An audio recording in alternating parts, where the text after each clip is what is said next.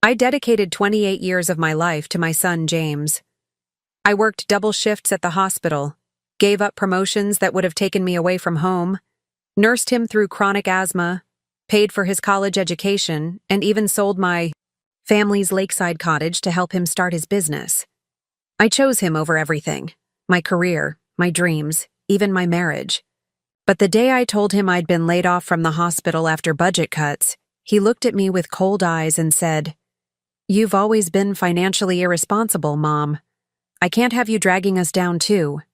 Before we jump back in, tell us where you're tuning in from, and if this story touches you, make sure you're subscribed, because tomorrow I've saved something extra special for you. Within a week, he'd packed my belongings into cardboard boxes, calling me a financial liability, a burden he couldn't afford to carry. That was the moment I stopped being the sacrificial mother. I refused to be the woman who gave everything only to be discarded when I was no longer useful. I decided to stand up for myself, to reclaim my dignity. What James didn't realize was that my former patient, Mr. Abernathy, whom I'd cared for during his final months, had left me a substantial inheritance, $4.5 million and his historic brownstone in the city center. This time, I would make sure my son understood that betraying the hand that raised him would be the most costly mistake of his life. I had just returned from my final shift at Westlake Memorial when I broke the news to James. We were standing in the kitchen of the home I had helped him and his wife purchase. The mortgage was in their names, but the down payment, nearly $80,000, had come from my savings. I hadn't even finished explaining about the hospital's restructuring when James's expression changed.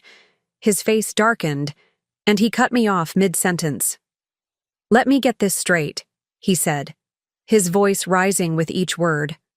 "You're 56 years old and you just lost a job paying $75,000 a year? What exactly is your plan now?" The small joy I'd felt about finally having time to rest vanished instantly. I'd come home early, hoping to help with their new baby, my first grandchild. James and his wife Olivia had been talking about hiring a nanny, and I thought I could save them the expense while bonding with my grandson.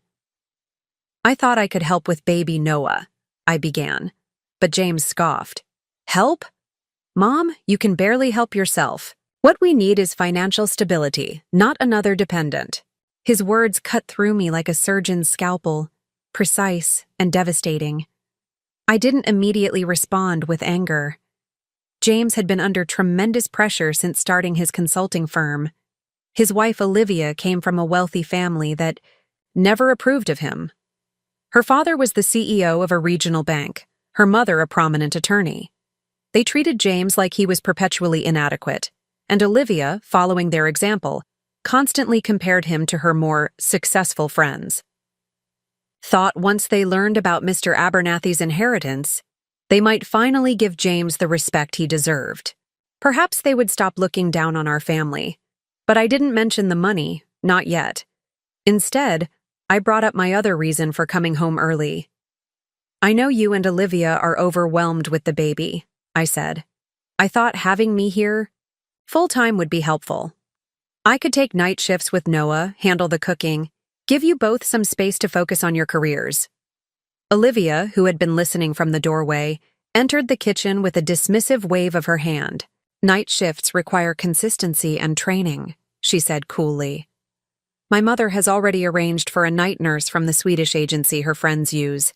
They're certified in infant sleep training and early development techniques." Her mother, Regina, who seemed to be perpetually visiting, appeared behind her. "Taking care of an infant isn't just about changing diapers," she added with a thin smile. "It's a science now. The night nurse has specialized training in cognitive development and sleep patterns." The two women exchanged knowing glances, their synchronized condescension so practiced it was almost choreographed. I had been evaluated and found wanting, again.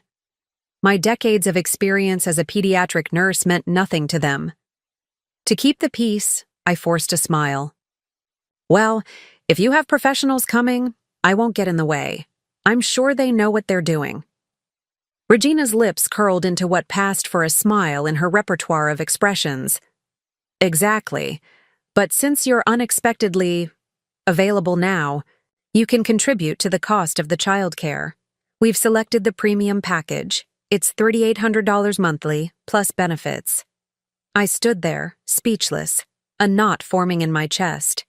My son James immediately jumped in, supporting his mother-in-law without hesitation. That's perfect, he agreed, avoiding my eyes. Mom, now that you're not working at the hospital, you'll need to find something quickly. Our household expenses are about to increase significantly with the baby. The realization hit me with stunning clarity. They never wanted me to come home to help with the baby. They wanted a steady income stream to fund their lifestyle choices. I was nothing more than a financial resource to them, an ATM with a pulse. My face must have shown my disappointment because James's tone softened slightly. Look, Mom, it's not personal. It's just practical. We have a certain standard of living to maintain. Olivia's family has expectations. I'm 56, I said quietly. I was hoping to scale back, maybe work part-time. I've been on my feet for 12-hour shifts for almost 3 decades. Retirement? Olivia laughed, the sound brittle and cold. On what? You don't even have a proper 401k? Her words knocked the air from my lungs. I had wanted to contribute to a retirement fund years ago, but James's education expenses, then his wedding, then the down payment for their house had consumed my savings.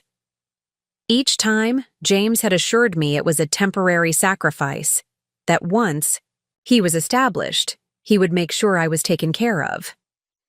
We discussed my retirement options, I reminded him. You said helping with your student loans and the house down payment was more important, that you'd help me later. Olivia tossed, her head, her blonde hair swinging like a curtain between us. Well, James had no business making promises he couldn't keep. The reality is, you should have planned better. No one forced you to drain your savings for us. James, now uncomfortable with the direction of the conversation, raised his voice slightly. Enough, Mom. This isn't helping. We need solutions, not complaints. You're still young and capable. There's no reason you can't work another decade at least. Save the retirement talk for when you're 70. Another decade.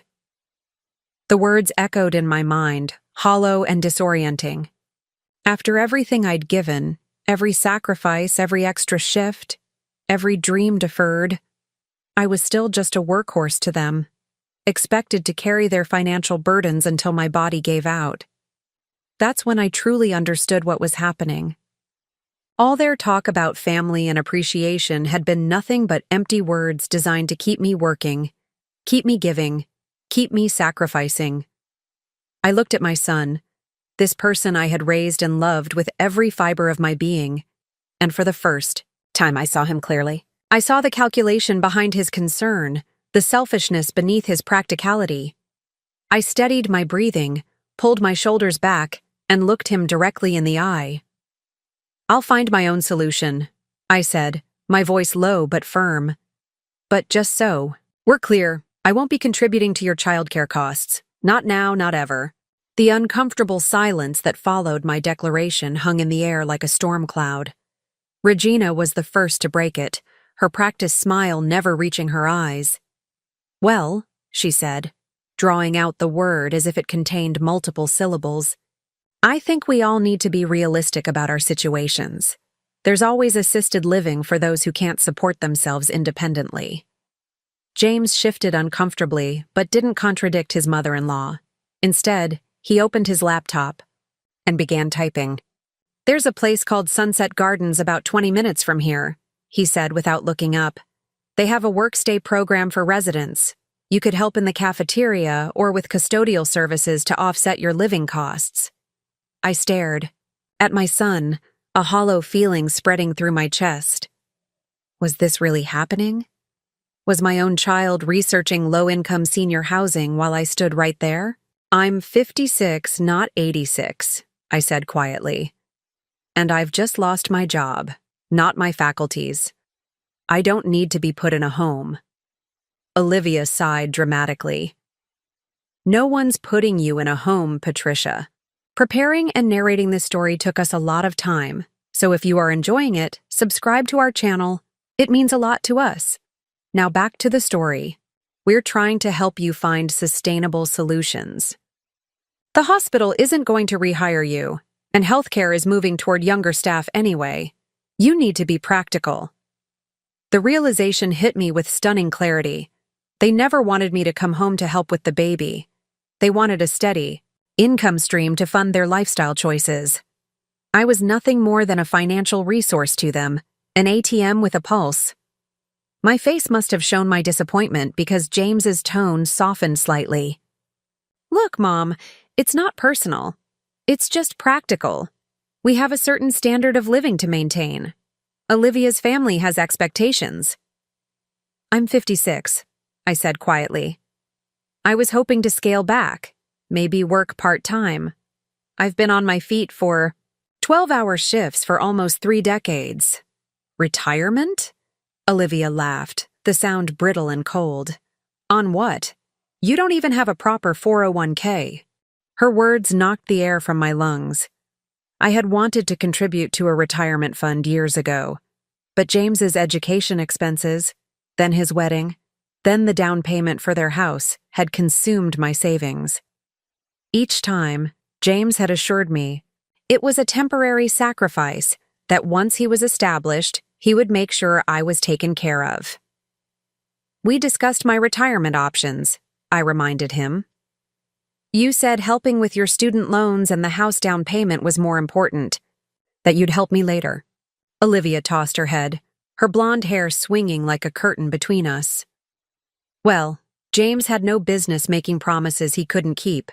The reality is, you should have planned better. No one forced you to drain your savings for us. James, now uncomfortable with the direction of the conversation, raised his voice slightly. Enough, Mom. This isn't helping. We need solutions, not complaints. You're still young and capable. There's no reason you can't work another decade at least. Save the retirement talk for when you're 70. Another decade. The words echoed in my mind, hollow and disorienting. After everything I'd given, every sacrifice, every extra shift, every dream deferred, I was still just a workhorse to them, expected to carry their financial burdens until my body gave out. That's when I truly understood what was happening. All their talk about family and appreciation had been nothing but empty words designed to keep me working, keep me giving, keep me sacrificing. I looked at my son, this person I had raised and loved with every fiber of my being, and for the first time I saw him clearly. I saw the calculation behind his concern, the selfishness beneath his practicality. I steadied my breathing, pulled my shoulders back, and looked him directly in the eye. I'll find my own solution, I said, my voice low but firm. But just so we're clear, I won't be contributing to your childcare costs. Not now, not ever. The uncomfortable silence that followed my declaration hung in the air like a storm cloud. Regina was the first to break it, her practiced smile never reaching her eyes. Well, she said, drawing out the word as if it contained multiple syllables, I think we all need to be realistic about our situations. There's always assisted living for those who can't support themselves independently. James shifted uncomfortably, but didn't contradict his mother-in-law. Instead, he opened his laptop and began typing. There's a place called Sunset Gardens about 20 minutes from here, he said without looking up. They have a work-stay program for residents. You could help in the cafeteria or with custodial services to offset your living costs. I stared at my son, a hollow feeling spreading through my chest. Was this really happening? Was my own child researching low-income senior housing while I stood right there? I'm 56, not 86, I said quietly. And I've just lost my job, not my faculties. I don't need to be put in a home. Olivia sighed dramatically. No one's putting you in a home, Patricia. We're trying to help you find sustainable solutions. The hospital isn't going to rehire you, and healthcare is moving toward younger staff anyway. You need to be practical. My hand trembled slightly as I reached for the counter to steady myself. I had always known Olivia was cold, but this level of callousness was breathtaking. What they didn't understand, what they couldn't possibly comprehend, was that I had options they couldn't imagine. 10 months ago, I had been assigned to care for Harold Abernathy, an elderly patient with congestive heart failure. Harold was a widower with no children, a retired history professor who had invested wisely throughout his life. During the 3 months I cared for him, we developed a genuine friendship. I read to him when his eyesight began to fail, brought him homemade soup when hospital food became too difficult to swallow, and sat with him during countless lonely nights when pain kept him awake. The day before he passed, Harold had his lawyer visit. I was asked to step out of the room, but 2 weeks after his funeral, I received a letter from that same attorney. Harold had left me his entire estate, a historic brownstone in Oakwood Heights, valued at nearly $2 million, plus investment accounts worth another $2.5 million. He had written a note explaining that my kindness had given him dignity in his final days, something his money couldn't buy, but could perhaps repay. The inheritance had been finalized just 3 weeks ago. I hadn't told anyone, not even James. I planned to surprise him by offering to invest in his struggling business, to help him stand equal to Olivia's family. Now, as I watched him scrolling through affordable senior housing options, I was profoundly grateful for my silence. I don't need your help finding housing, I said, my voice stronger now. I've made my own arrangements. James finally looked up, his expression skeptical. What arrangements? Where are you planning to go with no income? I chose my words carefully. I have savings, James, and friends. I won't be homeless, I assure you. Savings? Olivia scoffed. You gave everything to James for his education and our house. What could you possibly have saved? I didn't answer directly. I'd worked too hard for too long to justify myself to someone who had never known struggle. Instead, I turned to my son. James, do you remember when you were 11 and developed severe asthma? He nodded hesitantly, clearly confused by the change in topic. The specialist said you needed a treatment regimen that our insurance wouldn't cover. Do you remember what I did? He shifted uncomfortably. You worked extra shifts. I worked 3 jobs for 2 years. I cleaned offices at night after my hospital shifts. I took weekend nursing gigs at the retirement community. I slept 4 hours a night, sometimes in my car between shifts, because the medications cost $100-200 a month. I paused, letting the information sink in. When you wanted to attend Westmore University instead of accepting the scholarship to state, do you remember what I did? His eyes darted away. You sold Grandma's cottage. The cottage that had been in our family for 3 generations, the only thing of value I owned. I sold it for $175,000 below market value because we needed the money quickly for your first semester's tuition. Regina made a dismissive sound. Ancient history. Everyone makes sacrifices for their children. That doesn't entitle you to indefinite support. I turned to her slowly. When your daughter married my son, they couldn't afford the wedding she wanted. Do you remember who paid for the difference between your contribution and the final cost? Regina's perfectly lined lips thinned further. You chose to do that. Nobody forced you. Exactly. I chose to help every single time because that's what family does. Or at least, that's what I thought family does. I looked at each of them in turn. Regina with her barely concealed contempt, Olivia with her impatient indifference, and finally, James, my son, who couldn't quite meet my eyes. In that moment, the years seemed to fall away, and I saw him as a small boy again, his face flushed with fever, his little hand clutching mine as he struggled to breathe through an asthma attack. I had held him through countless nights like that, promising that I would always protect him, always be there. I had kept my promise. He had broken his. A baby's cry from upstairs punctuated the silence. Olivia immediately headed for the stairs. I need to check on Noah. We can continue this productivity discussion later when he's settled. James stood up too. Mom, we're just trying to be practical. Nobody's throwing you out immediately, but we need to have a plan. You can stay in the guest room for now, but we need to figure out something sustainable within the next few weeks. I nodded, suddenly bone-tired. I understand. I'll make arrangements. As they left the kitchen, I remained standing by the counter, my hand still resting on its cool marble surface. Marble I had helped pay for when they renovated last year. The house around me, filled with furniture and appliances I had helped select and purchase, suddenly felt alien and unwelcoming. I pulled out my phone and scrolled to a contact I hadn't called in years.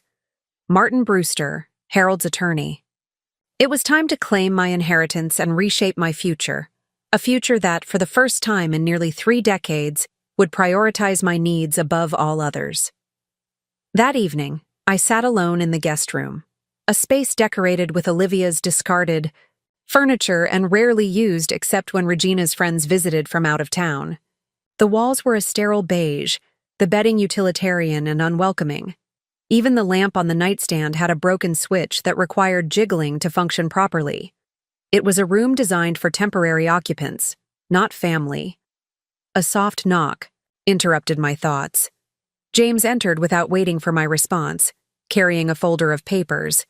He sat on the edge of the bed, his posture rigid with discomfort. I've been looking at some options, he began, opening the folder. There's a senior apartment complex that has vacancies. It's subsidized, so the rent would be based on your income. Or there's a roommate matching service for people over 50. You could share costs with someone in a similar situation. I looked. At my son, really looked at him. His expensive haircut, the designer watch on his wrist, a gift from Olivia's parents, the subtle scent of cologne that probably cost more than a week of groceries. When had he become this person who could so casually research discount housing for his mother? James, I said quietly, do you remember your wedding day? When Olivia's parents insisted on the venue change 2 weeks before, and the new place required an additional $15,000 deposit? He glanced up, the memory clearly uncomfortable. You helped? With that. I know, and I'm grateful. I didn't just help. I withdrew the entire amount from my retirement account. I paid a penalty for early withdrawal, plus taxes. That money was meant to support me in my old age. James shifted, defensive now. And I've always planned to pay you back. Once the business takes off. That was 3 years ago, I interrupted. Your business is established now. You and Olivia took a vacation to Bali last summer. You bought a new SUV at Christmas. Where exactly does repaying me fall on your priority list? His face flushed. That's not fair. We have expenses, image to maintain with clients. The car is practically a business necessity. And we've been saving for Noah's college fund since before he was born. So your unborn child's education was a priority, but your mother's retirement wasn't? James stood abruptly, the papers slipping from the folder. This isn't productive. You're upset about losing your job, and you're lashing out. I understand, but getting emotional won't solve anything. I'm not being emotional, James. I'm stating facts. Facts that seem to make you uncomfortable. He began gathering the scattered papers, his movements stiff with anger. Look, I know you've helped us. But parents are supposed to help their children. That's the natural order of things. You chose to have me. You chose to make sacrifices. I didn't ask for any of it. The words hung in the air between us, shocking in their callousness. An unexpected laugh escaped me, hollow and bitter. The natural order of things, I repeated. And what happens in this natural order when parents grow older? When they need support? Does the obligation only flow in one direction? James straightened, clutching the folder like a shield. Of course not. But there's a difference between support and dependence. We have our own family to think about now. Noah is our priority. Just as you were mine, I said softly. for 28 years. And now uncomfortable silence stretched between us. From downstairs, I could hear Olivia talking on the phone, her voice rising and falling in animated conversation, completely disconnected from the emotional confrontation happening above. "I'll figure something out," I finally said, too tired to continue the circular argument. "I always do." James nodded, relief evident in his posture. "That's all we're asking. Just something sustainable. Something that doesn't impact our household." As he turned to leave, a final thought occurred to me. "James, the house we're standing in. Who paid the down payment?" He paused at the door, his back to me. "You contributed. We've always acknowledged that." "Contributed? I gave you $80,000. That's not a contribution. That's the entire down payment. Without it, you wouldn't have qualified for the mortgage." He turned slowly, his expression guarded. "What's your point?" "My point is that this house exists because of me. The deed may be in your and Olivia's names, but my life savings are literally in these walls. Remember that before you start researching homeless shelters for your mother." His face darkened. "No one mentioned homeless shelters. You're being dramatic." "Am I? Your mother-in-law suggested I scrub cafeteria floors to earn my keep in assisted living. How is that substantially different?" James ran a hand through his hair, a gesture so familiar it made my heart ache. It was the same movement he'd made, as a teenager when frustrated with homework, as a college student struggling with finals, as a young man facing job rejections. For a moment, I saw a flash of the boy I had raised, uncertain, vulnerable, trying to find his footing in a world that rarely offered second chances. But then his expression hardened again, and the moment passed. "We're done discussing this tonight," he said firmly. "You have 2 weeks to figure out your next steps. That's more than generous." After he left, I sat motionless on the bed, listening to the sounds of the house, the distant murmur of the television, Olivia's laughter at something. On her phone, the occasional soft cry from baby Noah quickly soothed by the professional night nurse upstairs. All the trappings of family life, yet I had never felt more alone. I pulled out my phone and dialed Martin Brewster's number. "Patricia," he answered warmly. "I was wondering when I'd hear from you. Have you made a decision about the brownstone?" "Yes," I said, my resolve strengthening with each word. "I'd like to move in as soon as possible, and I'd like to discuss the investment accounts as well. It's time I took control of my future." The next morning, I woke early. The house was still quiet, the professional night nurse likely dozing in the rocking chair beside Noah's crib. I dressed quickly, packing essential items into a single suitcase.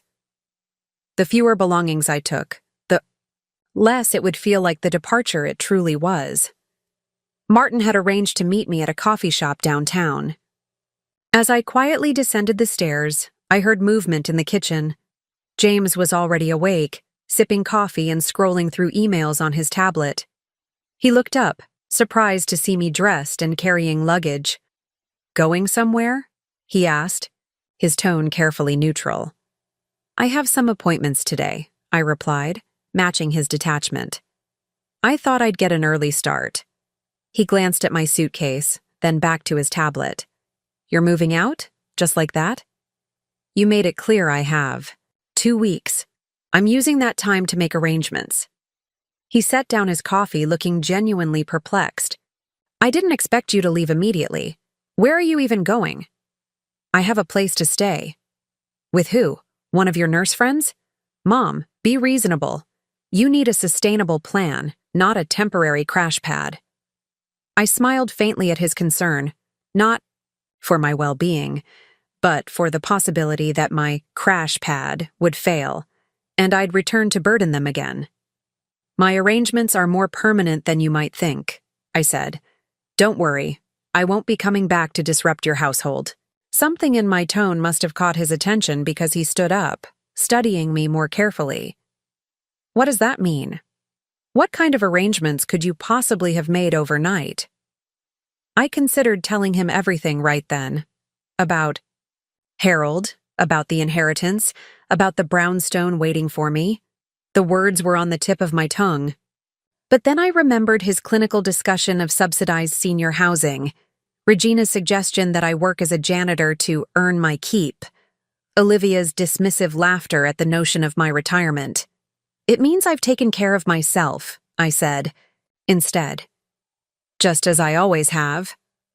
James frowned, clearly unsatisfied with my answer but unwilling to press further. This was the pattern we'd established years ago. His discomfort with emotional confrontation, my tendency to smooth over conflict to spare his feelings. But this time, I wouldn't be the one to break the silence. At least tell me where you're going, he finally said. In case of emergency. I'll text you my address once I'm settled. And James? Don't worry about picking up my hospital severance check when it arrives. I've already arranged for direct deposit. Before he could respond, I wheeled my suitcase toward the door. As I reached for the handle, Olivia appeared at the top of the stairs, hair perfectly styled despite the early hour, already dressed in designer loungewear. You're leaving? She called down, her surprise evident. James, what's happening? James shrugged, already turning back to his tablet. Mom's made arrangements, he said, air quoting the word. Apparently she has a place to stay. Olivia descended the stairs quickly, her expression a mix of suspicion and relief. What kind of place? You haven't signed anything without consulting us, have you? Some of those independent living contracts are predatory. I appreciate your concern, I said, the irony thick in my voice. But my financial decisions are my own. Financial? Decisions require financial resources, she countered, which, no offense, you currently lack. I opened the front door, letting in a rush of cool morning air. Goodbye, Olivia. Please give Noah a kiss from his grandmother. The door closed behind me with a satisfying click, muffling Olivia's continued questions to James. I loaded my suitcase into my car, a sensible sedan with nearly 200,000 miles on it, and drove away from the house my money had helped purchase, from the family that had come to see me as nothing more than a financial liability.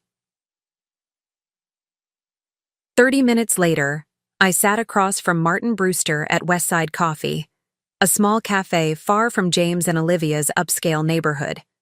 Martin was in his 60s, with kind eyes and the patient demeanor of someone accustomed to guiding clients through major life transitions.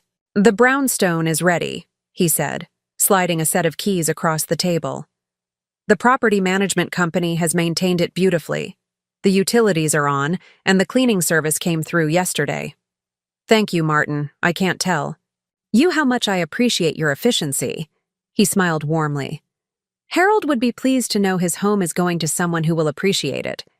Now about the financial accounts. He opened a leather portfolio containing several documents. The transfer of assets is complete. Your name is now on all accounts. The total value as of yesterday's close was $4,578,342. I stared at the number, still unable to fully comprehend that it belonged to me. After decades of stretching every dollar, of calculating whether I could afford both gas and groceries in the same week, of denying myself small luxuries to pay. For James's needs, I now had more money than I could spend in my lifetime. The investment portfolio is quite conservative, Martin continued. Treasury bonds, blue-chip stocks, municipal funds. It generates approximately $180,000 annually in dividends and interest. Harold was very clear that he wanted you to have financial security, not just assets. I nodded, my throat tight with emotion. Harold had known about my struggles as a single mother, about my financial sacrifices for James. During our long night conversations, I'd shared stories of working overtime to pay for soccer camps, of postponing home repairs to cover college application fees. He'd listened with genuine interest, never judging, only asking thoughtful questions about my life. There's something else, Martin said, pulling out a sealed envelope. Harold left this for you. He asked that I give it to you once you were settled. In the brownstone, but given the circumstances, I think now is appropriate. I took the envelope, Harold's neat handwriting spelling my name across the front. I would read it later, in private, when I could fully absorb whatever final message he had left for me. "What happens now?" I asked. "Now," Martin said with a gentle smile, "you live the life you deserve. The life Harold wanted for you. Without financial worry, without having to justify your worth, without having to sacrifice your needs for others who don't appreciate the gift." He gathered his papers, tucking them back into his portfolio. The brownstone is in the historic district. It's a beautiful neighborhood, quiet but within walking distance of shops and restaurants. I think you'll be very happy there. As we stood to leave, Martin paused, his expression becoming more serious. "Patricia, may I offer one piece of personal advice?" I nodded, curious. "Don't tell your son about the inheritance. Not yet. Give yourself time to adjust to your new circumstances, to establish boundaries. In my experience, sudden wealth can complicate already strained relationships. I thought of James and Olivia, of their casual cruelty, of their dismissal of my lifetime of sacrifice. I thought of Regina's suggestion that I work as a cafeteria cleaner. I thought of the night nurse upstairs, paid thousands of dollars monthly while my offer to help with my own grandson had been rejected as inadequate. "I think that's very wise advice," I said. "Thank you." As I drove toward my new home, I felt a strange mixture of grief and liberation. The grief was for the relationship I had thought I had with my son, for the gratitude I had expected but never received, for the respect I had earned but been denied. The liberation was for my future, a future suddenly wide open with possibilities I had never dared to imagine. The brownstone appeared at the end of the tree-lined street, its red brick facade warm in the morning light. 3 stories tall, with elegant bay windows and a small, well-tended front garden, it was the kind of home I had only admired from a distance, never believing I could own something so beautiful. I parked at the curb, taking a moment to absorb the reality that this place, this lovely, valuable piece of history, now belonged to me. As I climbed the front steps with my single suitcase, my phone buzzed with a text from James. "Where are you staying? Need your new address for our records?" I smiled faintly, pocketing the phone without responding. He would learn my address soon enough. But first, I would enjoy the sweet privacy of my newfound independence. The brownstone welcomed me like an old friend.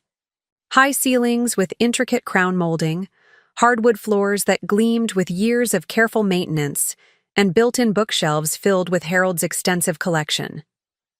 I moved through the rooms slowly, taking in the elegant furnishings, the artwork, the subtle touches that reflected Harold's refined taste and academic background. The master bedroom suite was on the second floor, overlooking a small but meticulously maintained garden.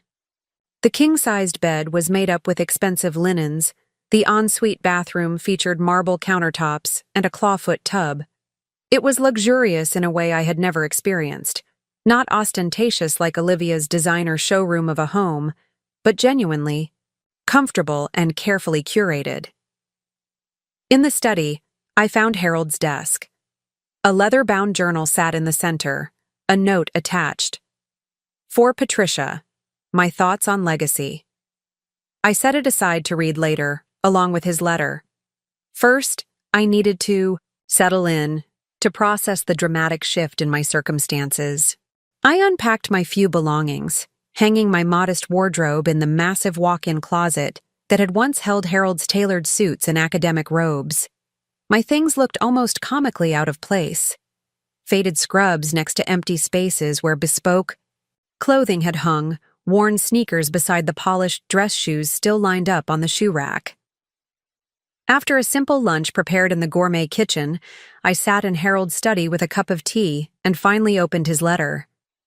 "Dear Patricia, if you're reading this, then you've accepted my gift and are hopefully settling into your new home. I want you to know that this decision was not made lightly or on impulse. During our time together, I observed in you a quality that has become increasingly rare in our world: genuine selflessness without expectation of reward. You shared stories of your son, of the sacrifices you made for his future, always with pride rather than resentment. You spoke of your nursing career with the same dedication that I approached my academic work, as a vocation rather than merely employment. I have no children of my own, as you know. My late wife and I chose a different path, focusing on our respective careers and the students whose lives we hope to influence. While I don't regret this choice, I've often wondered in my final years who would carry forward what I valued, what I built. In you, I found my answer. Not because we share blood or name, but because we share values. You understand, as few do, that true wealth is measured not in possessions but in how we care for others, in the dignity we help preserve, in the comfort we provide. Use these resources as you see fit. Travel if you wish, pursue education or interests long deferred, rest if you need. But most importantly, recognize that this is not a gift given in pity or charity, but in profound respect for the life you have lived and the person you are. My only request is that you find joy. After decades of putting others first, allow yourself to be the priority. You've earned that right many times over. With deepest gratitude for your care and friendship, Harold Abernathy. I set the letter down, tears blurring my vision. Harold had seen me, truly seen me, in a way my own family had failed to do. He had recognized my worth not in what I could provide or contribute, but in who I was as a person. The contrast with James's casual dismissal, with Olivia's contempt, with Regina's calculation of my utility, was stark and painful. How had strangers like Harold valued me more than my own flesh and blood? My phone buzzed again with another text from James. "Mom, this isn't funny. We need your address. What if there's an emergency with Noah?" I stared at the message, the manipulation so transparent it was almost laughable. An emergency with Noah, the grandson they had deemed me unqualified to care for, the child whose professional night nurse cost more monthly than my car payments. Now, suddenly, I was needed in case of crisis? The pattern was clear. I would be kept at arm's length until I was useful, then expected to drop everything and rush to their aid. It was the same dynamic that had defined our relationship for years. My needs subordinate to theirs, my time and resources available on demand with nothing offered in return. I set the phone aside without responding. James wasn't worried about Noah. He was worried about control. My silence, my independence, represented a shift in power he hadn't anticipated and clearly didn't welcome. As evening approached, I explored the rest of the brownstone, eventually settling in the third floor, sunroom with its wall of windows overlooking the city. Lights twinkled in the gathering dusk, a carpet of stars laid out before me. It was peaceful in a way my life hadn't been for decades.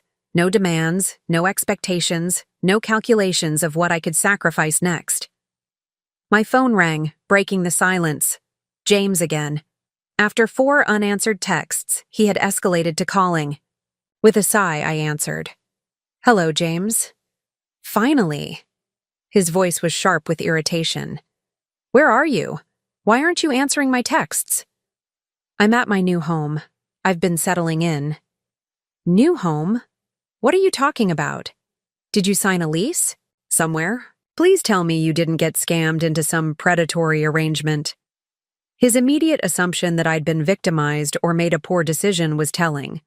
In his mind, I was incapable of managing my affairs without his oversight. "My living situation is secure," I said calmly. "You don't need to worry." "Of course I need to worry. You just lost your job, you have minimal savings, and you're making impulsive decisions without consulting anyone. Just tell me the address, and I'll come check the place out." I could hear the control in his voice, the assumption that he had the right to approve or disapprove of my choices. It was the same tone he used when speaking to contractors or service providers, authoritative, slightly condescending, brooking no argument. James, I'm a grown woman who has been managing my own life since before you were born. I don't need your inspection or approval. This isn't about approval. It's about making sure you're not getting taken advantage of. You're vulnerable right now, emotionally and financially. Am I? That's interesting, considering yesterday you seemed quite confident I was capable of starting a new career at 56. Capable enough to contribute thousands to your childcare expenses. His sigh was audible, exasperated.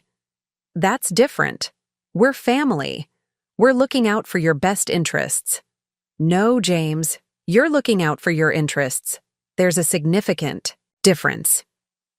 Why are you being so difficult? All I'm asking for is an address.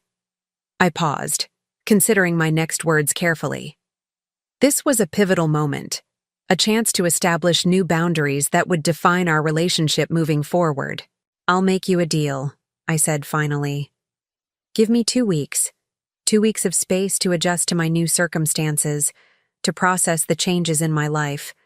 After that, I'll share my address and even invite you to visit if you wish. 2 weeks? Mom, that's exactly the time frame you gave me to figure out my next steps, I reminded him. Consider it a mutual cooling-off period. The line went quiet for a moment.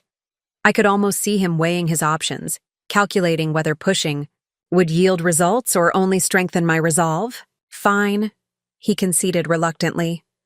2 weeks. But if there's an emergency, you have my phone number, I said. I'm not disappearing, James. I'm just creating some healthy distance. After we hung up, I sat for a long time in the gathering darkness, thinking about Harold's letter, about James's demands, about the stark contrast between being valued and being used. A strategic decision was forming in my mind, not a vindictive plan for revenge, but a thoughtful approach to reclaiming my dignity and reshaping relationships that had become fundamentally unbalanced. I would use these 2 weeks to transform myself outwardly, as thoroughly as my circumstances had changed inwardly. New wardrobe, new hairstyle, perhaps even a cosmetic procedure or two that I'd always been curious about but could never afford. I would consult with financial advisors about managing my inheritance. I would learn about the neighborhood, establish myself as a homeowner with means and standing. And when the 2 weeks were up, I would reveal my new home and circumstances. To James, not with bitter triumph, but with the quiet confidence of a woman who finally understood her own worth. The following morning, I began my transformation in earnest. First stop, Meridian Bank, where Harold had kept his accounts. Martin had arranged a meeting with Thomas Chen, the private client manager who had handled Harold's finances for years. As I entered the imposing marble lobby, I was acutely aware of my appearance. My practical bob haircut hadn't been updated in years. My clothes, sensible slacks and a button-down blouse from a department store sale rack, were chosen for durability rather than style. Even my purse, a faux leather tote that had survived countless hospital shifts, screamed practicality over presentation. The receptionist's gaze lingered a beat too long on my worn shoes before directing me to the elevators with practiced politeness. I didn't blame her.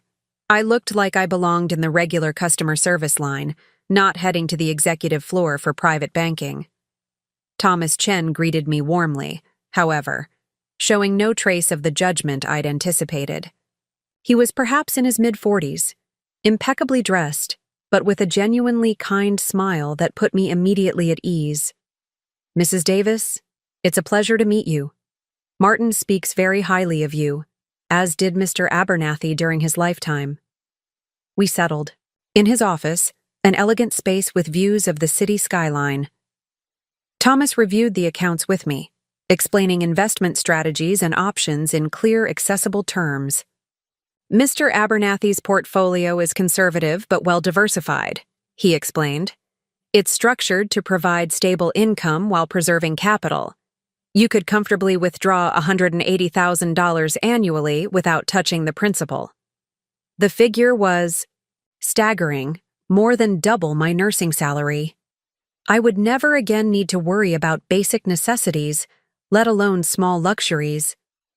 What would you recommend for someone in my position? I asked. Thomas considered the question thoughtfully. That depends entirely on your goals, Mrs. Davis. Are you looking to grow the principal for future generations? Maximize current income? Support charitable causes? All of that, perhaps, I replied. But first, I'd like to update my personal situation. New wardrobe, some home furnishings, perhaps a reliable car. Nothing extravagant, but quality items that will last. He nodded approvingly. That's entirely reasonable. I'd suggest setting aside perhaps $50,000 for those immediate needs.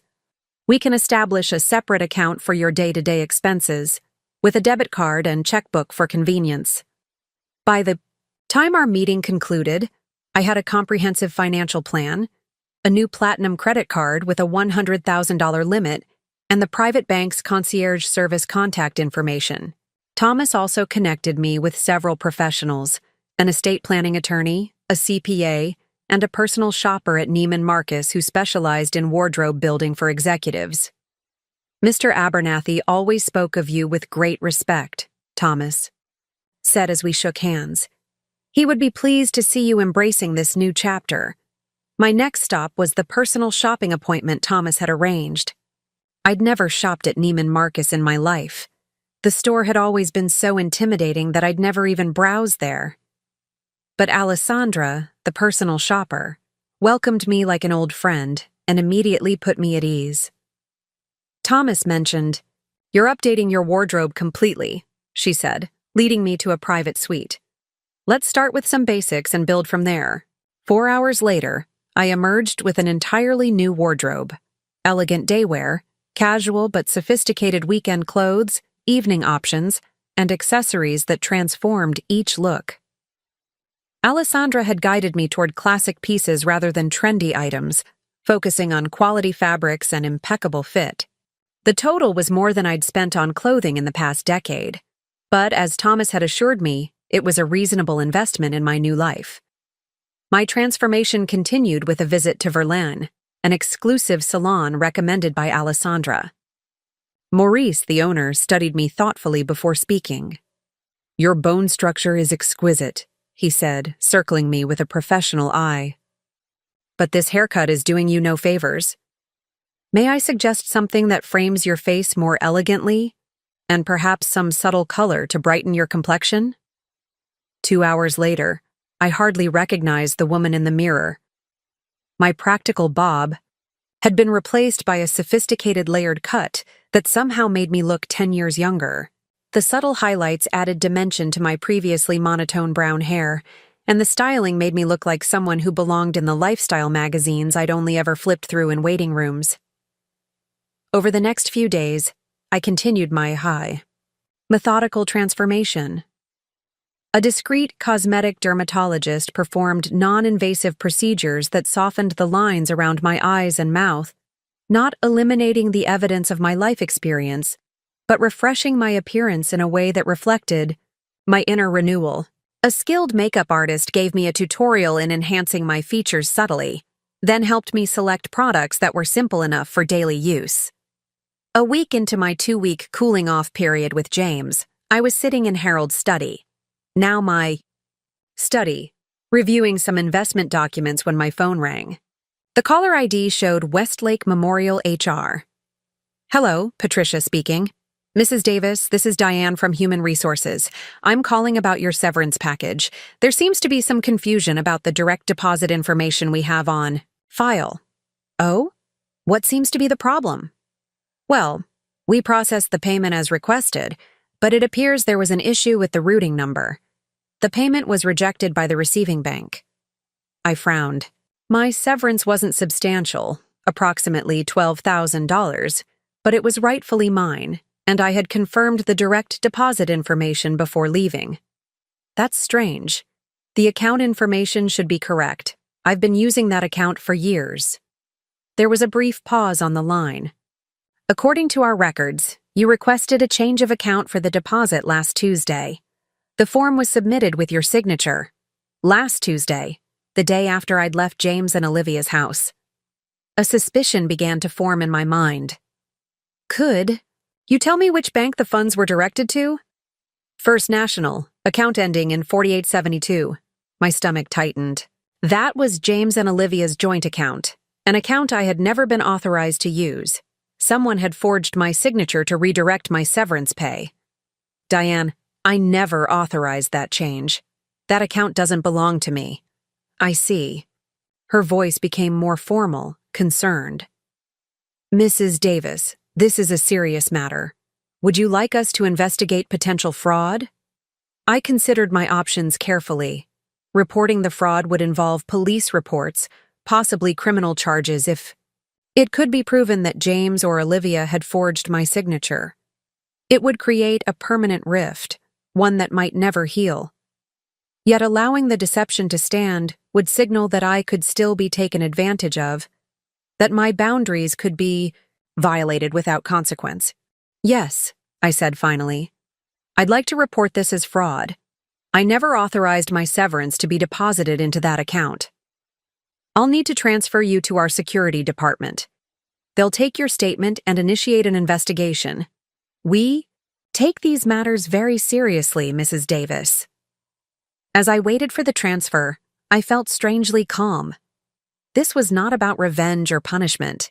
It was about establishing consequences for unacceptable behavior, about refusing to be a victim any longer. The security officer was professional and thorough, taking my statement and explaining the next steps. The bank would be notified, the account frozen pending investigation. If evidence of forgery was found, the case would be referred to the police.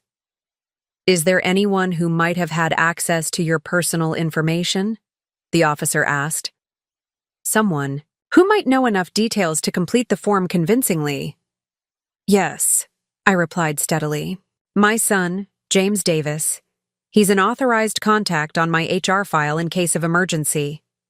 After completing the report, I sat quietly in the study, processing what had just occurred. James, or perhaps Olivia, had attempted to steal my severance pay, likely assuming I wouldn't notice or wouldn't challenge them if I did.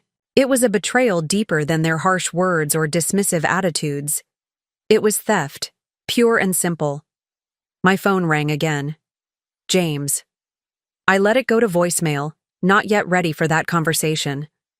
Moments later, a text appeared. Mom, we need to talk right now.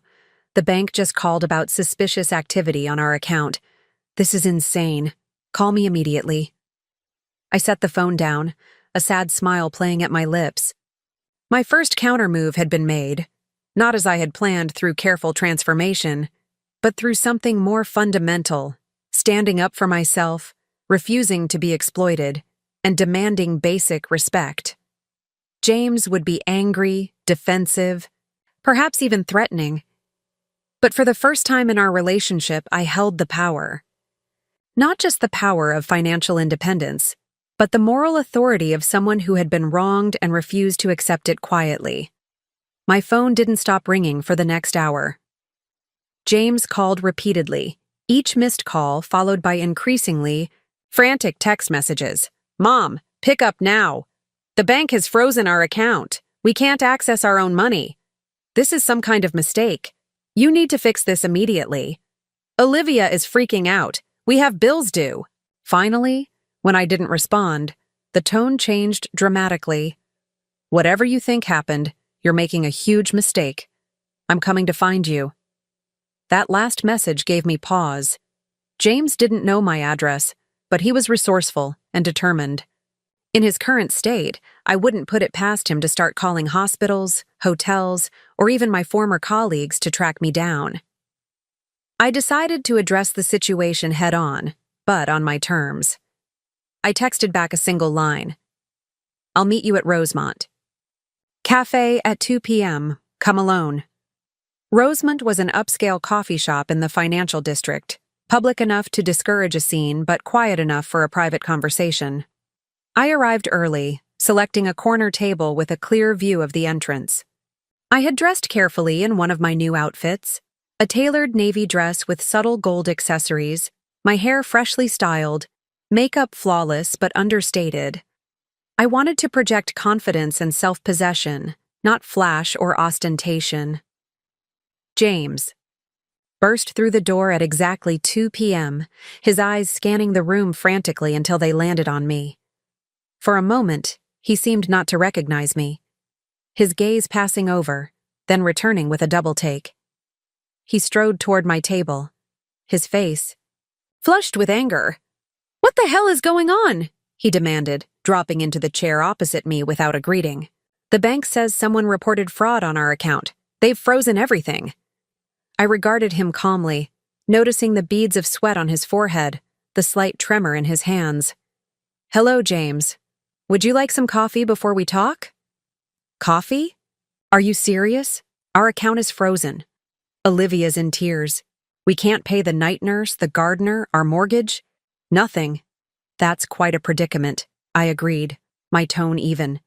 "Similar to suddenly losing your job and being told you have 2 weeks to find new housing." His eyes narrowed as he finally registered my appearance, the expensive dress, the sophisticated hairstyle, the subtle but unmistakable transformation in my demeanor. "What happened to you?" he asked, momentarily distracted from his financial crisis. "You look different." "I am different, James. Many things have changed in the past week." "Well, whatever midlife crisis you're having, it needs to wait. Someone reported fraud on our account, specifically related to a deposit from Westlake. Memorial, your severance check." His voice lowered, accusatory. "Did you do this?" I took a sip of my tea before responding. "The hospital called me yesterday.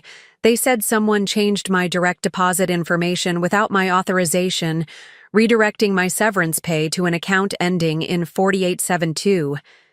Your joint account with Olivia." James's face paled slightly, but he recovered quickly. "Of course I did. You left without any warning, without telling us where you were going. I was worried the money would bounce if your account was closed. I was trying to protect your interests. By forging my signature? By taking money that belongs to me without my knowledge or consent? I was going to tell you. I just needed to make sure the funds were secure first." "Secure for whom, James? For me? Or for you and Olivia?" He leaned back, his expression hardening. "I can't believe you're treating me like a criminal. After everything we've done for you, everything you've done for me," I repeated slowly. "Please, elaborate. What exactly have you done for me recently?" "We gave you a place to stay when you needed it, for less than a week, and you made it abundantly clear it was a temporary arrangement at best. We were trying to help you be realistic. Mom, you lost your job. You have limited options.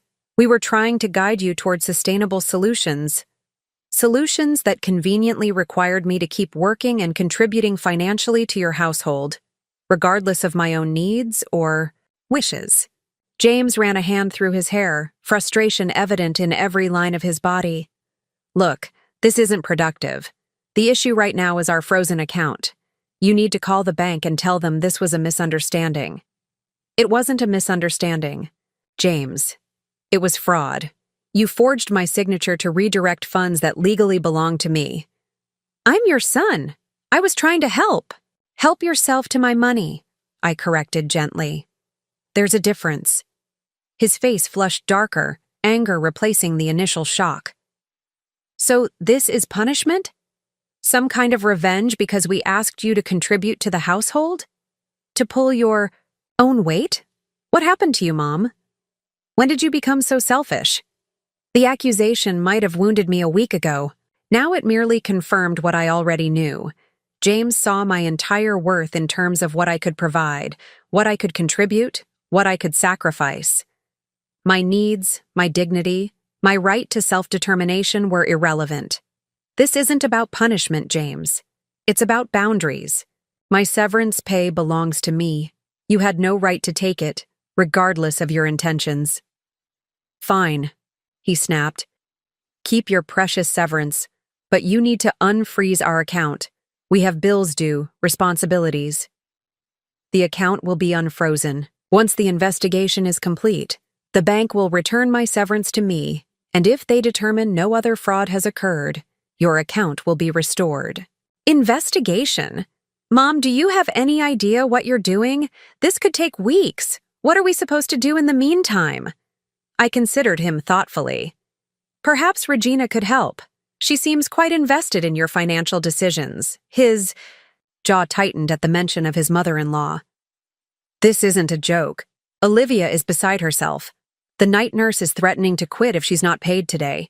Noah has a checkup with the pediatric specialist tomorrow, and now our health insurance card is declined because the automatic payment didn't process. For a moment, maternal instinct nearly overcame my resolve.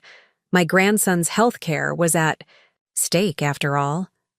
But then I remembered that James and Olivia had explicitly rejected my offer to help with Noah's care, had deemed me unqualified despite my decades of pediatric nursing experience.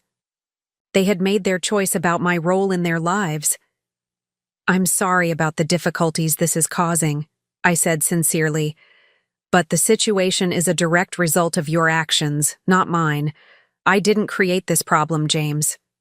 So you're just going to leave us hanging? Your own family? Your grandson? I'm going to allow the proper authorities to resolve the situation you created. The bank will complete their investigation, determine what happened, and proceed accordingly. And in the meantime? What are we supposed to do? I reached into my purse and withdrew my checkbook, not the worn one from my old bank, but the new one with the prominent private bank logo in the corner. I wrote a check for $2,000, signed it, and slid it across the table. This should cover your immediate essentials until the situation is resolved. James stared at the check, then at the checkbook, his eyes widening slightly at the bank name. One of the most exclusive financial institutions in the city. Where did you get this? He asked, suspicious. Since when do you bank with Meridian? My financial arrangements are my own business, James. Just as yours are yours. He picked up the check, examining it as if it might be counterfeit. Is this even real? Do you actually have $2,000 to give away? Where are you getting this kind of money? The check is valid, I assured him. Whether you choose to cash it is up to you. He pocketed the check, but his expression remained troubled, calculating. Something's not right. You disappear for a week, show up looking like this. He gestured at my transformed appearance. Suddenly banking at Meridian, throwing around thousands of dollars? What's going on, Mom? I told you, James. My circumstances have changed.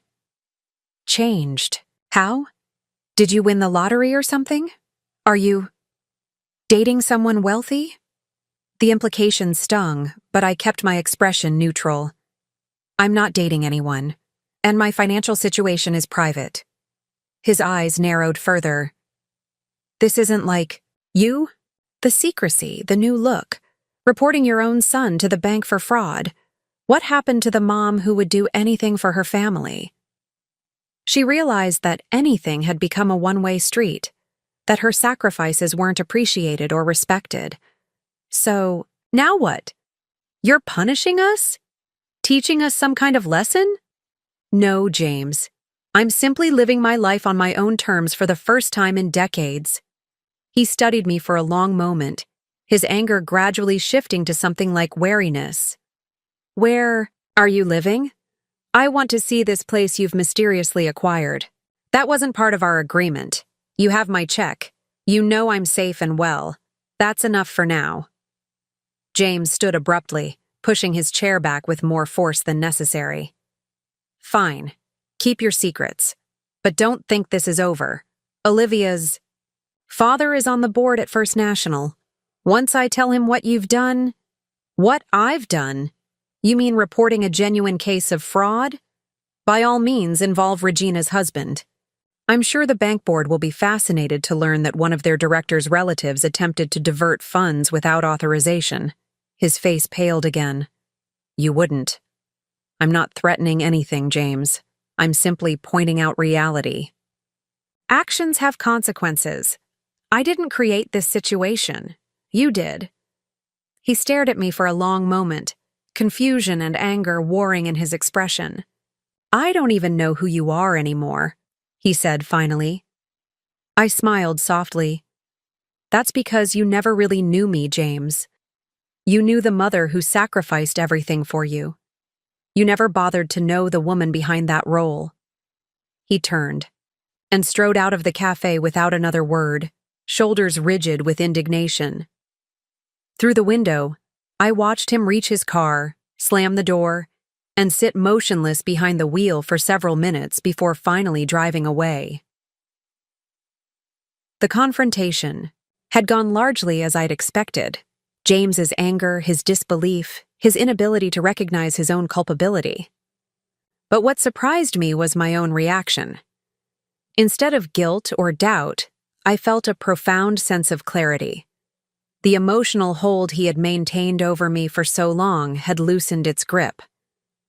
I wasn't detached from caring about him. I still loved my son deeply. But I no longer felt responsible for managing his emotions or solving his problems, especially problems of his own making. It was an unfamiliar feeling, but not an unwelcome one. As I gathered my things to leave, my phone chimed with a text notification, not from James as I expected, but from an unfamiliar number. Mrs. Davis, this is Olivia. We need to talk. Privately.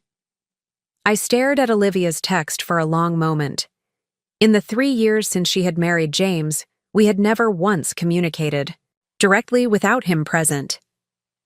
Our relationship had been cordial at best, strained at worst, with Olivia clearly viewing me as someone to be tolerated rather than embraced as family.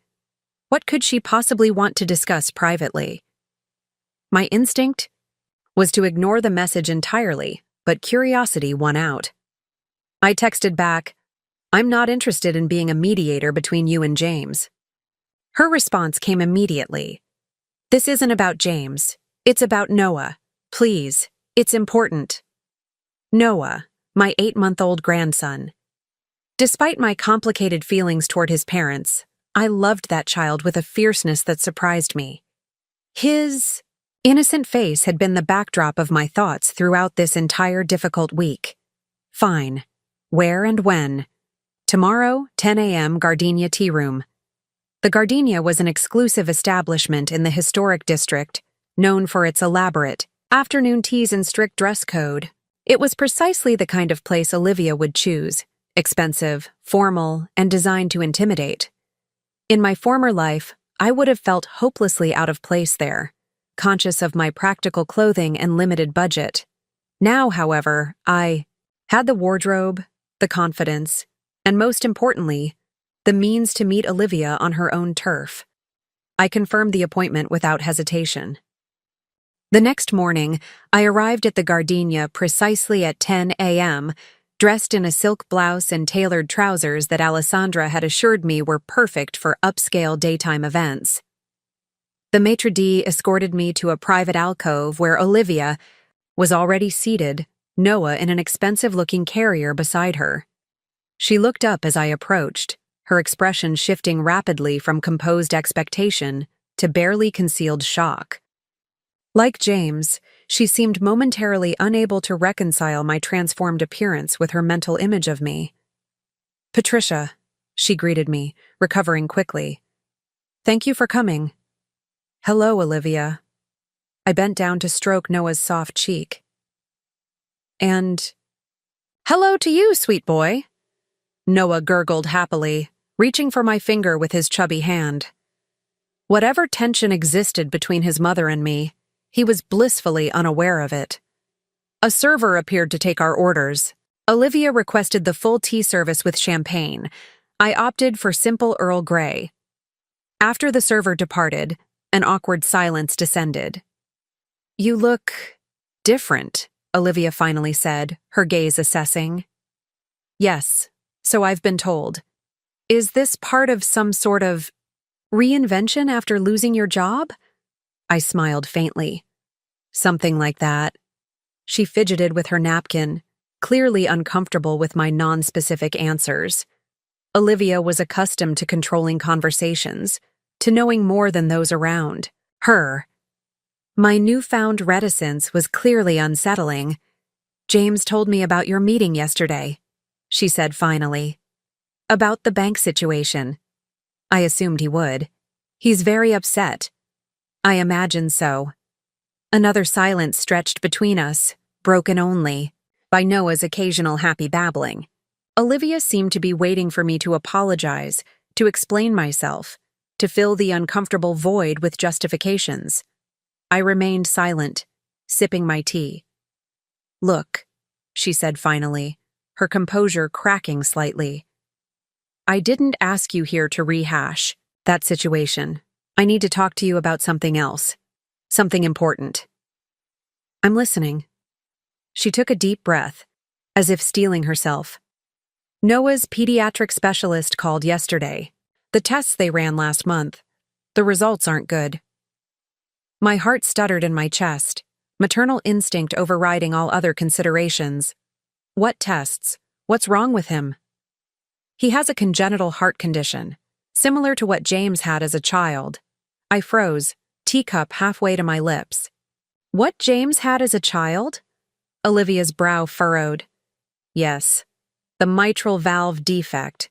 The doctor said it often runs in families, which is why we had Noah tested early."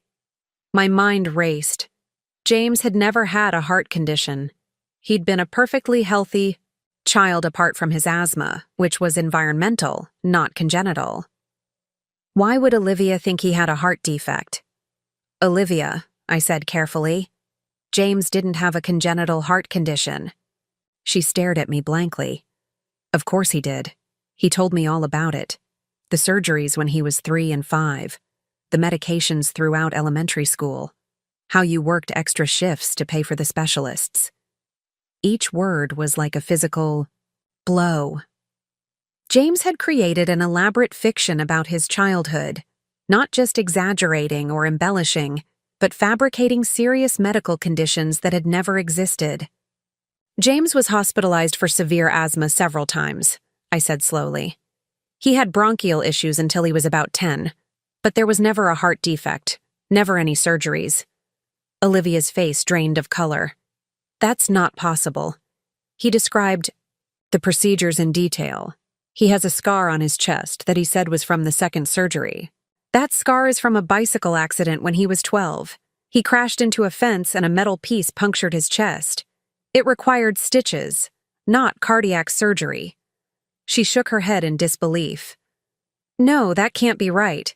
He told my parents about his childhood health struggles when they questioned his family medical history before our wedding. My father even contacted a specialist friend to discuss the long-term prognosis. The pieces were falling into place with sickening clarity.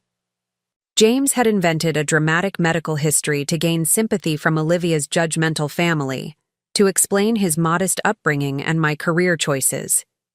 He had used my sacrifices as a single mother, real sacrifices made for ordinary needs like education and housing, and twisted them into a fictitious narrative of heroic struggles against life-threatening illness. "Olivia," I said gently, "I was a pediatric nurse for nearly 30 years. If James had a congenital heart defect requiring multiple surgeries, don't you think I would remember that?" She stared at me, her perfectly composed facade crumbling. "He lied? About something that serious?" "It appears so." Her hands trembled slightly as she reached for her water glass. "But why would he—" She stopped abruptly, reality dawning. "Noah. He knew there was a chance Noah might have a heart condition from his side of the family. He invented a medical history to cover it up. Is that possible? Is there a history of heart problems in James's biological family?" The moment the words left my mouth, I realized my mistake. Olivia's expression shifted from shock to confusion. "Biological family? What are you talking about? Aren't you his biological mother?" The room seemed to tilt slightly. In all the emotional turmoil of the past week, it had never occurred to me That James might have kept this fundamental truth from his wife. That he might never have told her he was adopted. "Olivia," I said carefully, "did James ever tell you that he was adopted?" She stared at me, her eyes widening with each passing second. "Adopted? No, never. That's not possible. I adopted James when he was 13 months old. He was born with a congenital heart defect, not a mitral valve issue, but a ventricular septal defect. His biological parents abandoned him at the hospital shortly after his diagnosis." Olivia's face had gone completely white. No, that can't be true. He would have told me. We did genetic counseling before trying to get pregnant. He submitted family medical history forms that he falsified, apparently. She closed her eyes briefly, processing this new, devastating information. So, Noah's condition may well have been inherited from James's biological family. Yes, the genetic link is real, just not in the way you thought. Noah began to fuss in his carrier, perhaps sensing the tension. Olivia mechanically reached out to rock him, her movements stiff with shock. "I don't understand," she said finally, her voice barely above a whisper. "Why would he hide something like that? Why lie about his own origins, his own medical history, even when it could affect our child's health?" I sighed deeply. James has always been sensitive about his adoption. When he was younger, he struggled with feelings of abandonment, with questions about why his biological parents didn't want him. As he grew older, those insecurities manifested in different ways, like inventing dramatic stories about childhood illnesses, pretending his adoptive mother was actually his biological mother. Apparently. Olivia looked down at Noah, who had settled again, his big eyes, so like James's, looking up at her trustingly. "Our entire marriage is based on lies," she said flatly. "I don't think that's entirely fair. James lied about his origins, yes, and that's serious. But that doesn't invalidate your relationship or your family." She looked up at me, her expression hardening. "Doesn't it? What else has he lied about? If he could fabricate his entire childhood, medical history, what else is fiction? Our finances, his business prospects?" I had no answer for her. The James I thought I knew, the son I had raised with love and sacrifice, seemed increasingly like a stranger to me, too. "What am I supposed to do with this information?" Olivia asked, genuine confusion in her voice. For the first time since I'd known her, she seemed vulnerable, young, uncertain. "I can't tell you that, Olivia, but I can tell you everything I know about James's biological family medical history. It might help Noah's doctors develop the right treatment plan." She nodded slowly, maternal concern temporarily overriding her personal shock. Yes, that would be important." She paused, then looked at me directly. "Does James know you're telling me this?" "No. I assumed he had told you years ago. He's going to be furious when he finds out." "Probably," I agreed. But the truth about his adoption was never mine alone to keep. It was his story to share or withhold. The medical history, though, that affects Noah. That's something his doctors need to know. Olivia stared into her teacup for a long moment, then looked up with unexpected directness. "There's something else. Something I need to know." She took a deep breath. "Where are you getting your money? The new clothes, the exclusive bank, the sudden financial independence? It doesn't make sense. Are you in some kind of trouble? Something illegal?" Despite everything, I almost laughed. The idea that I, a lifetime rule follower who had never so much as jaywalked, might be involved in criminal activity was absurd. But Olivia's question was serious, her concern apparently genuine. "No, Olivia, nothing illegal. I've come into some money recently, but it's all perfectly legitimate." "How much money? From where?" I considered how much to reveal. Olivia was still processing the bombshell about James's adoption. adding the full scope of my inheritance might be too much for one conversation. Yet something in her expression, a combination of genuine worry and newfound vulnerability, made me reconsider. I recently inherited a substantial sum from a former patient, someone I cared for during his final months. Her eyebrows rose skeptically.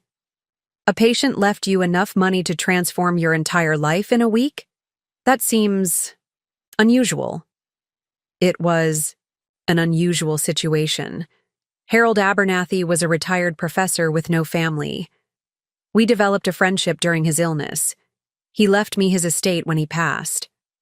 And how much is this estate worth exactly? I met her gaze steadily.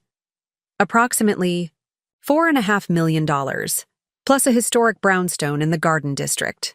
Olivia's teacup clattered against its saucer as her hand trembled in shock. $4.1 million? Yes. And you were going to tell us this when exactly? After we forced you into assisted living? After James emptied our savings trying to support both households?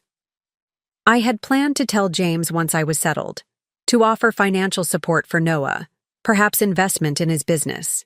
But that was before I discovered how little both of you thought of me, before I was told I wasn't qualified to care for my own grandson, before James attempted to steal my severance pay. She had the grace to look ashamed, at least momentarily. Things have been said in the heat of the moment, by all of us. Some things once said can't be unsaid, Olivia. She looked down at Noah again, her expression softening. What happens now, with all of this? It was a good question, one I hadn't fully resolved myself. The unexpected revelation about James's lies complicated an already complex situation. His deception about his medical history wasn't just a personal fiction. It had potentially endangered his son's health. Yet beneath my anger and disappointment, I still loved him. He was still the boy I had raised, regardless of his adult choices. I don't know, I admitted finally. But whatever happens between James and me, Noah shouldn't suffer for it.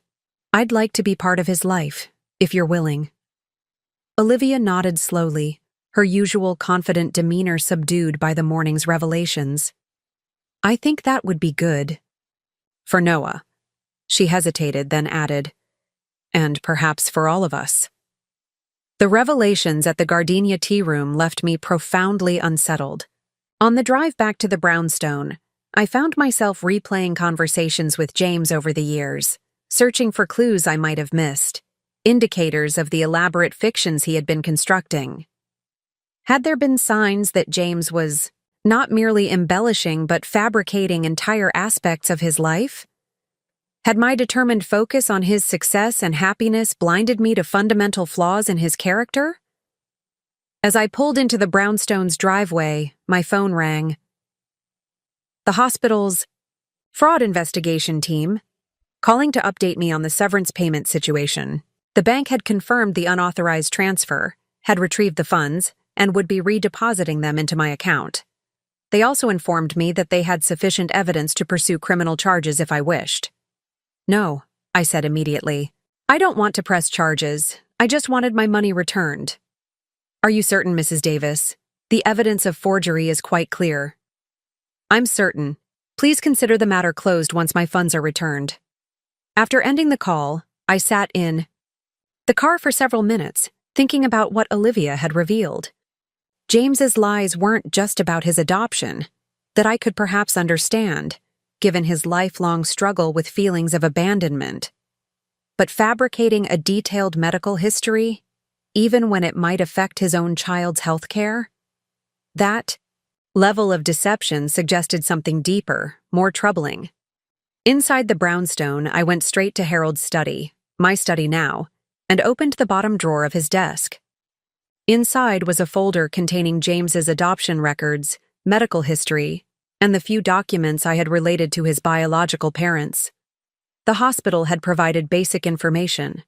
His birth mother was 19, unmarried, a college student who had hidden her pregnancy from family and friends. His birth father was 22, a graduate student who had ended the relationship when informed of the pregnancy. When James was diagnosed with the ventricular septal defect shortly after birth, his mother had surrendered him to the hospital, unable or unwilling to cope with a chronically ill child. I had always been honest with James about his adoption, introducing the concept gently when he was around 4, answering his questions as they arose throughout childhood. I had been careful to frame his biological parents' decision with compassion rather than judgment, emphasizing how much I had wanted him, how choosing him had been the greatest joy of my life. As he entered adolescence, his questions had become more pointed, his emotions more complex. Why hadn't they wanted him? Was there something wrong with him? What kind of mother abandons her baby? I had tried to help him process these feelings, but perhaps I had failed him in ways I hadn't recognized. My reflections were interrupted by the doorbell. Startled, I wasn't expecting any visitors. I made my way to the front entrance, checking the security monitor on my way. James stood on the porch, his posture tense, his expression unreadable. I opened the door cautiously. "James, this is unexpected," he didn't wait for an invitation, brushing past me into the foyer. "So this is where you've been hiding. Nice place." His tone was bitter, accusatory. Definitely not the subsidized senior housing you supposedly needed. "I never said I needed subsidized housing. That was your suggestion." He ignored this, moving further into the house, taking in the soaring ceilings, the elegant furnishings, the obvious quality and value of my new home. "Olivia told me about your little tea party, about how you dropped your bombshell about my adoption, trying to turn her against me. So that's why he was here.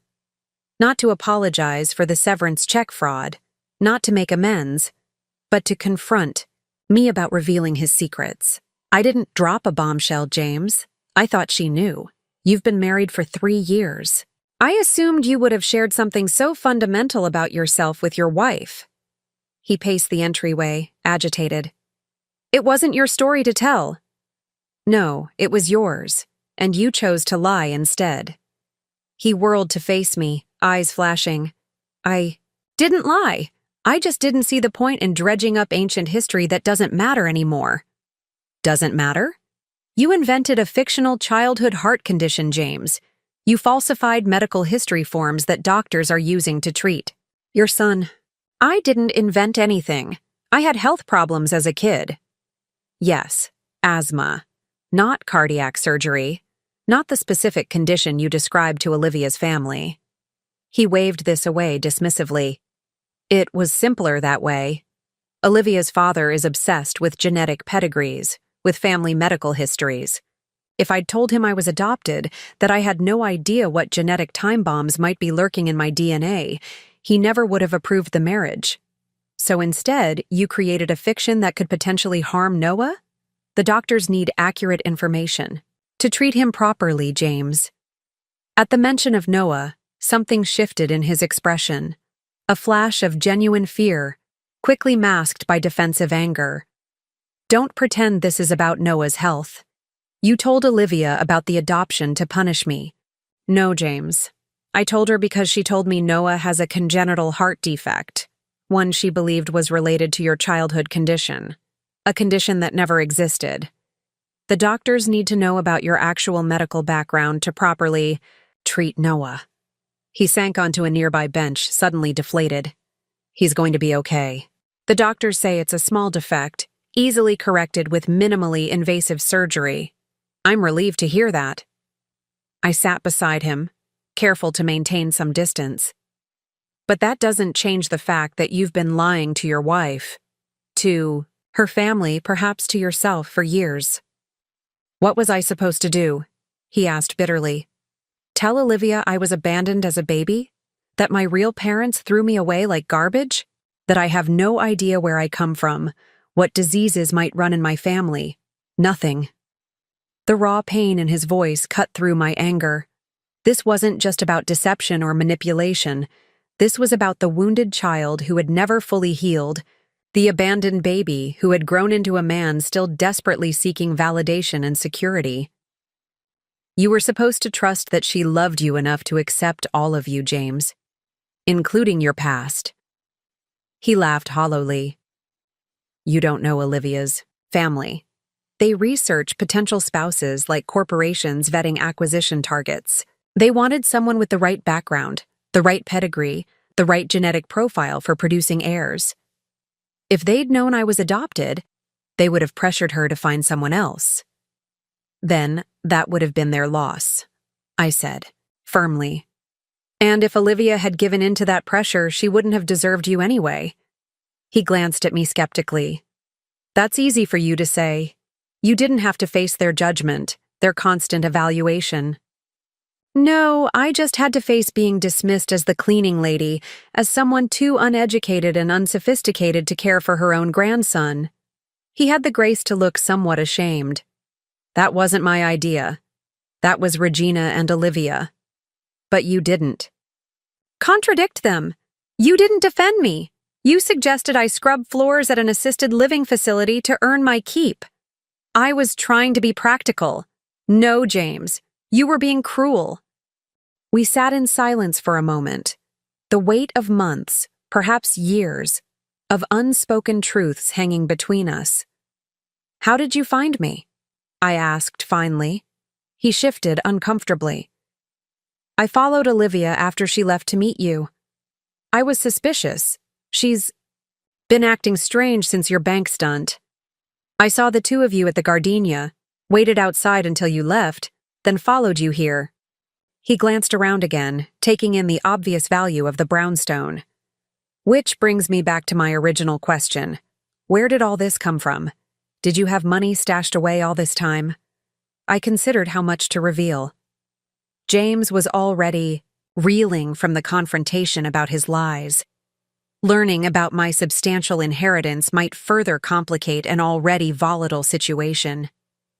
Yet, continuing to withhold the truth would only perpetuate the pattern of secrets and half-truths that had damaged our relationship. If we were ever to rebuild trust, if that was even possible, honesty had to begin now. I recently received an inheritance, I said simply, from a former patient named Harold Abernathy. He had no family and left his estate to me in appreciation for the care I provided during his final months. James's eyes narrowed suspiciously. How much of an inheritance are we talking about? The brownstone, which is worth approximately $2 million, and financial assets of around $4.5 million. His face went through a rapid series of expressions: shock, disbelief, calculation, and finally, something like betrayal. $6.5 million? You've been sitting on $6.5 million while we struggled to make mortgage payments? While we worried about how to afford Noah's medical care?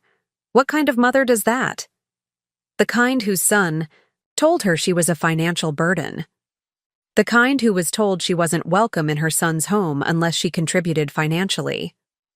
The kind who discovered her severance pay had been diverted without her knowledge or consent. He flushed darkly.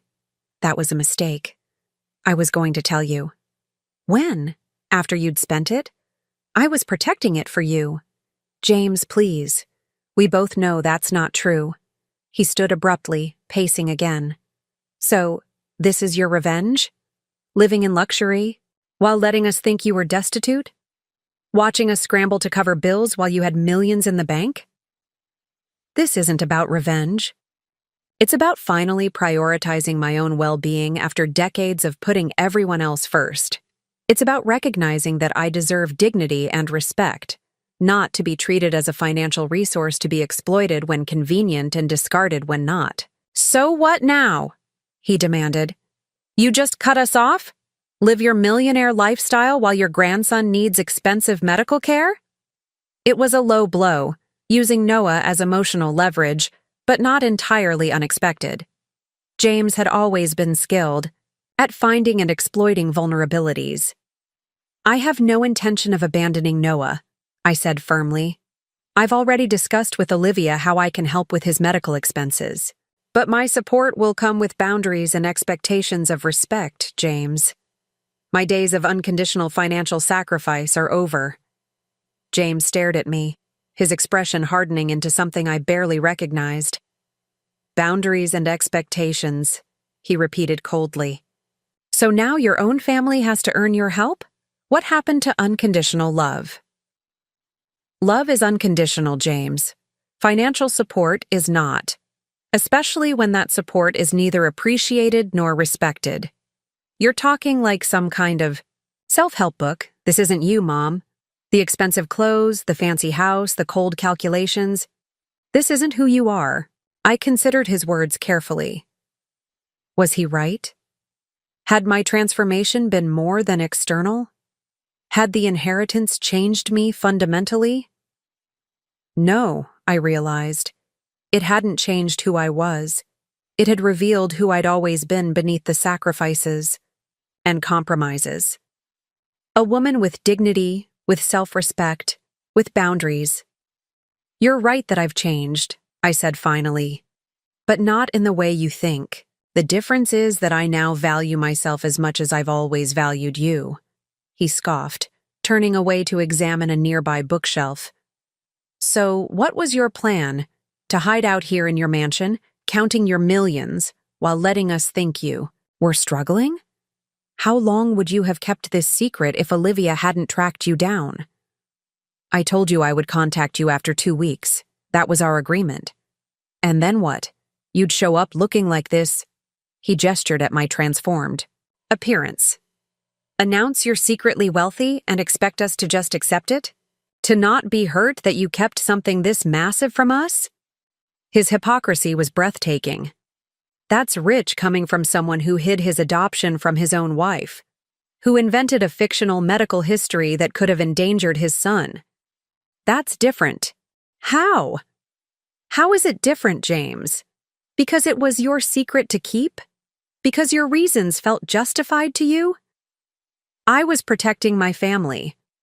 My relationship with Olivia, my standing with her parents. And I was protecting myself, I interrupted. From exactly this kind of entitled reaction. From having my resources demanded as a right rather than requested with respect. He turned back to me, his face flushing.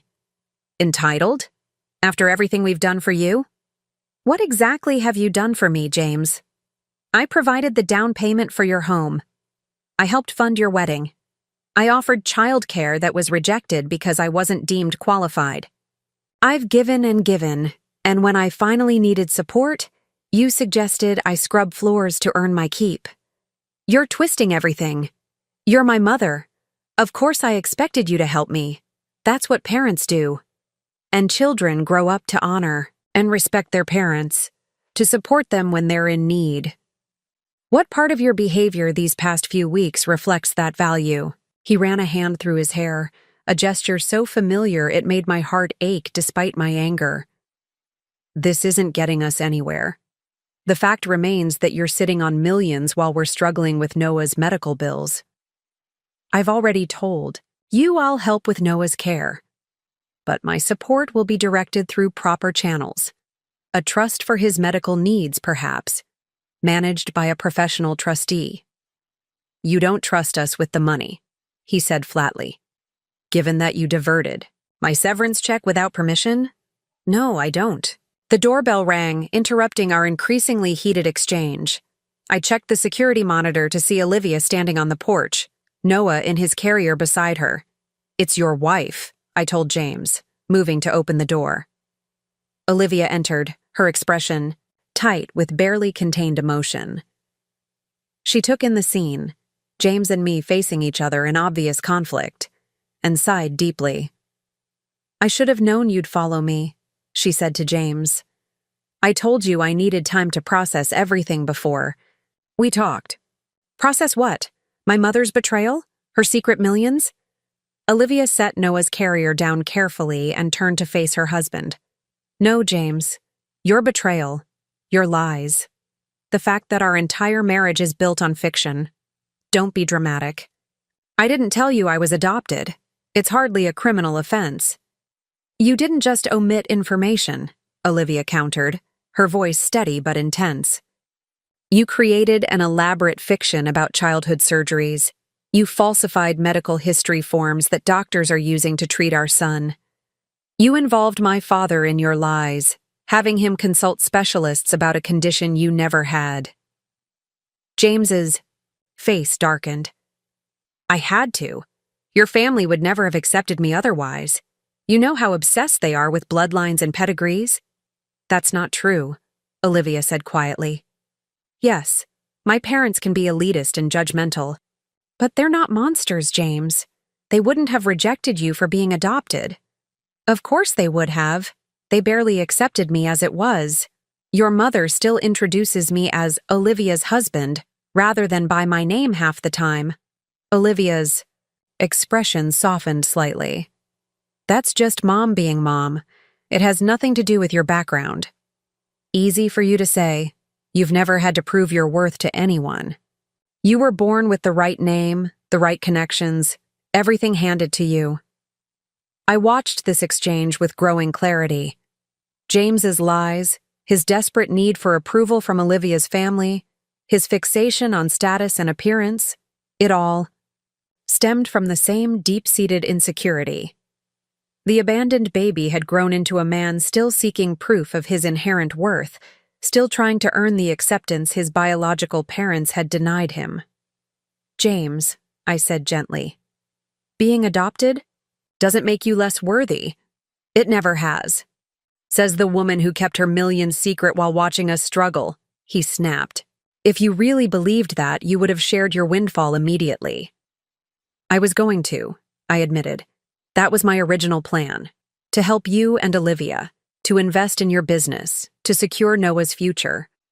But then I saw how quickly you turned on me when you thought I had nothing left to give. How disposable I became the moment I needed support rather than offering it.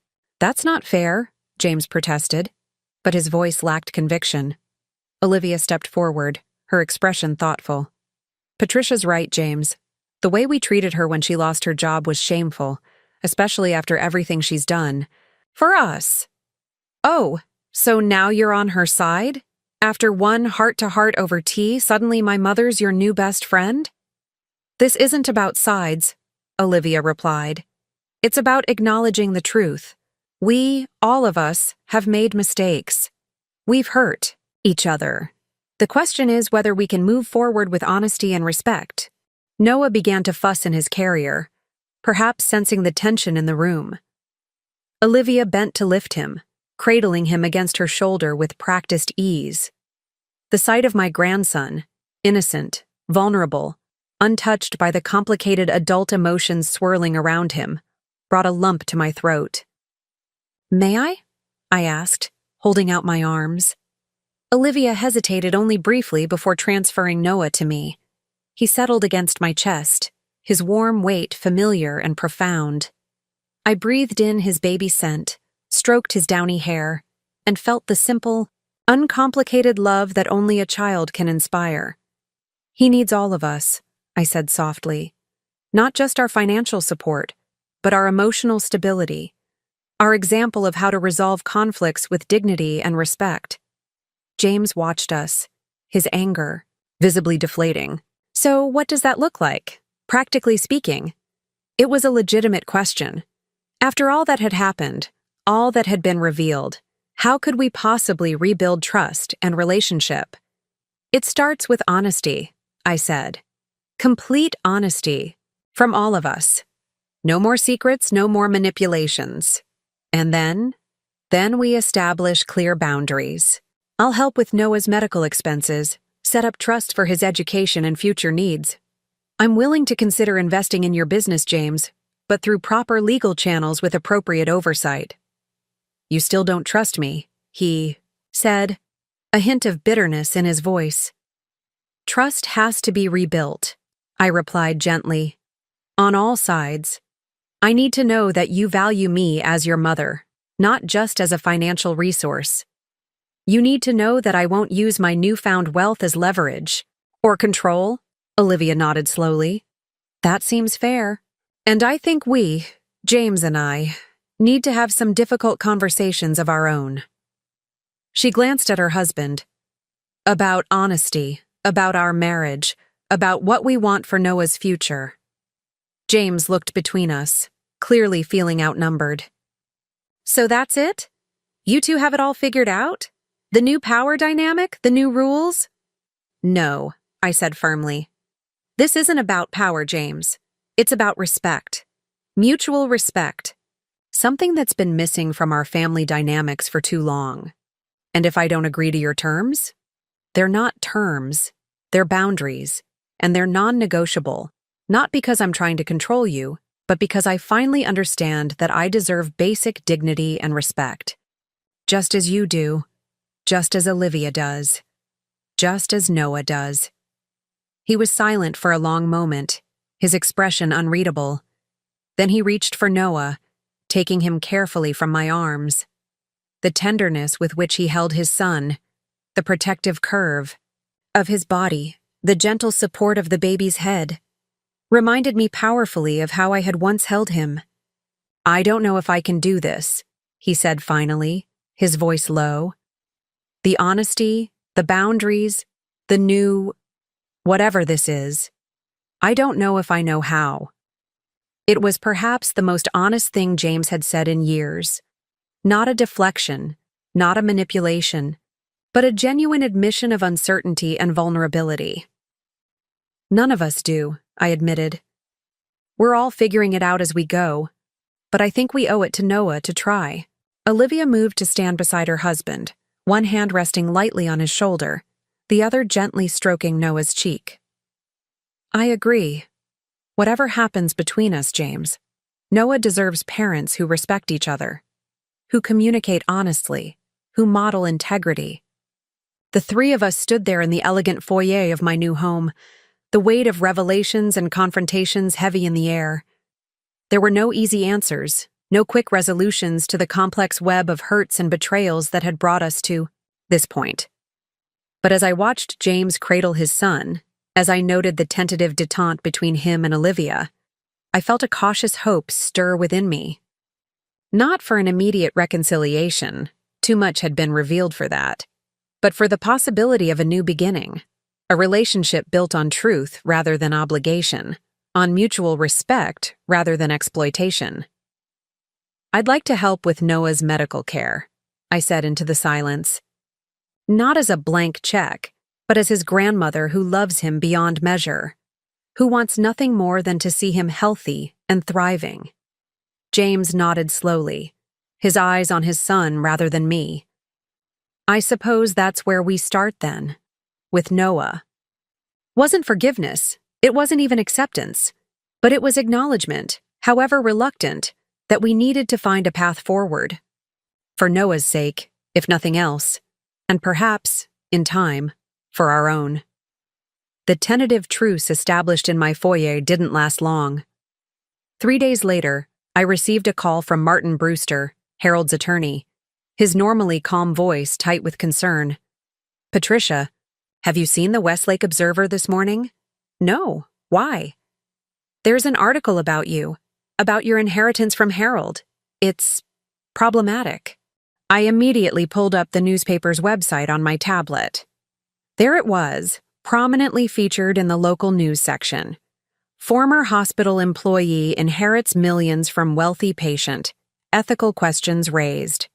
The article, written by a journalist I'd never heard of, quoted anonymous sources close to the family, expressing concern about the appropriateness of a healthcare worker accepting such a large bequest from a vulnerable patient. It hinted at potential coercion or undue influence, questioning whether Harold had been of sound mind when making his will. Most disturbingly, it revealed private details about my relationship with James, describing our recent estrangement and suggesting it was connected to my sudden wealth.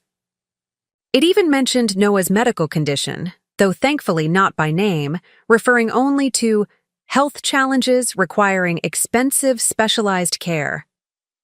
This is outrageous, I told Martin, my hands shaking with anger. These are private family matters, and the insinuations about Harold's bequest are completely unfounded. I agree, Martin said grimly. The implications are defamatory. I've already contacted the paper's legal department demanding an immediate retraction and apology. Who would do this? I wondered aloud, though I already suspected the answer. My phone buzzed with an incoming text. Regina. Just saw the Observer. So the cleaning lady struck gold. Don't think this ends well for you. Another text followed almost immediately, this one from a former colleague at the hospital. Everyone's talking about the article. Administration is considering an internal investigation into patient-staff gift policies. What's going on, Patricia? Then, a call from my new next-door neighbor, expressing concern about all this unpleasant publicity affecting property values in our historic district. Within hours, what had been a private family matter had exploded into a public spectacle. My phone continued buzzing with messages from former colleagues, acquaintances, even distant relatives I hadn't spoken to in years. Everyone had questions, opinions, thinly veiled judgments. By mid-afternoon, a local TV news van was parked outside, the Brownstone, a reporter attempting to get a statement about the controversial inheritance. I remained inside, blinds drawn, declining all requests for comment as Martin had advised. Around 6, Olivia called. I just wanted you to know I had nothing to do with this, she said immediately. Neither did James. Do you know who did? She sighed heavily. I have my suspicions. My mother was furious when I told her about your inheritance, about our plan to accept your help with Noah's medical expenses. She said you were manipulating us, that no nurse legitimately inherits millions from a patient, that there must be something improper about the whole situation. And you think she contacted the newspaper? She has connections there, and the article certainly reflects her perspective. I closed my eyes briefly, weariness washing over me. Regina had always been coldly calculating, but this level of malicious interference was shocking even for her. What does James say about all this? He's conflicted. Part of him is angry about the invasion of privacy, especially the mentions of Noah. But another part agrees with Regina's assessment. I finished for her. I think he's struggling with a lot of complicated feelings right now. About the adoption revelations, about your inheritance, about everything that's happened. That was undoubtedly true, but it did little to mitigate the harm being done by this public exposure. My reputation, Harold's memory, even Noah's privacy, all were being sacrificed on the altar of Regina's vindictiveness and James's inability to defend his own mother. What happens now? Olivia asked, her voice small. Now, I said, my resolve hardening, I fight back. Not just for myself, but for Harold's legacy, and for Noah's right to privacy and dignity. The private family matter had become inescapably public, and I would no longer remain silent while others controlled the narrative of my life. That evening, I sat in Harold's study, my study, formulating a plan. The familiar room with its floor-to-ceiling bookshelves and comfortable leather chairs had become my sanctuary, a place to think clearly away from the chaos that now surrounded me. On my desk lay Harold's leather-bound journal, which I had finally begun reading. His elegant handwriting filled the pages with reflections on life, legacy, and the nature of dignity. One passage in particular resonated deeply. True wealth is not measured in dollars, but in integrity, in the courage to stand for what is right, even when it costs you. Money can be a shield or a weapon. The choice of how to wield it reflects one's character more profoundly than the mere fact of possessing it. Harold had faced public scrutiny himself during his distinguished academic career. His controversial stances on educational reform had made him enemies, subjected him to criticism in academic journals and local media. Yet he had never wavered in his convictions nor compromised his principles. I needed to follow his example, not with anger or vindictiveness, but with measured, strategic actions that would protect what mattered most. First, I called Thomas Chen at Meridian Bank.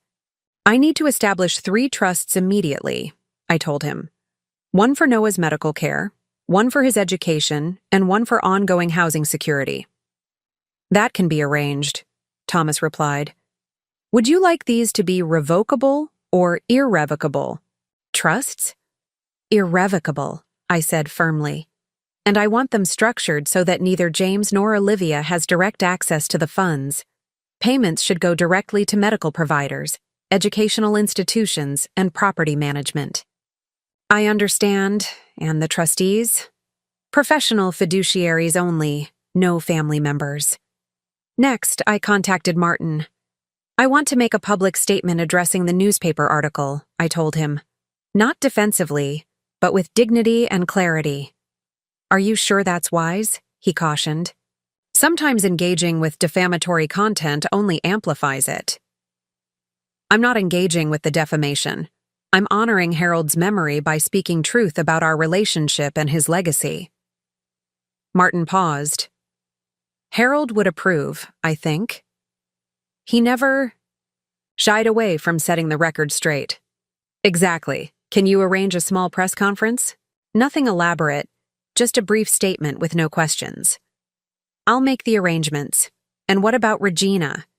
Do you want to pursue any legal action regarding her role in this? I considered this carefully.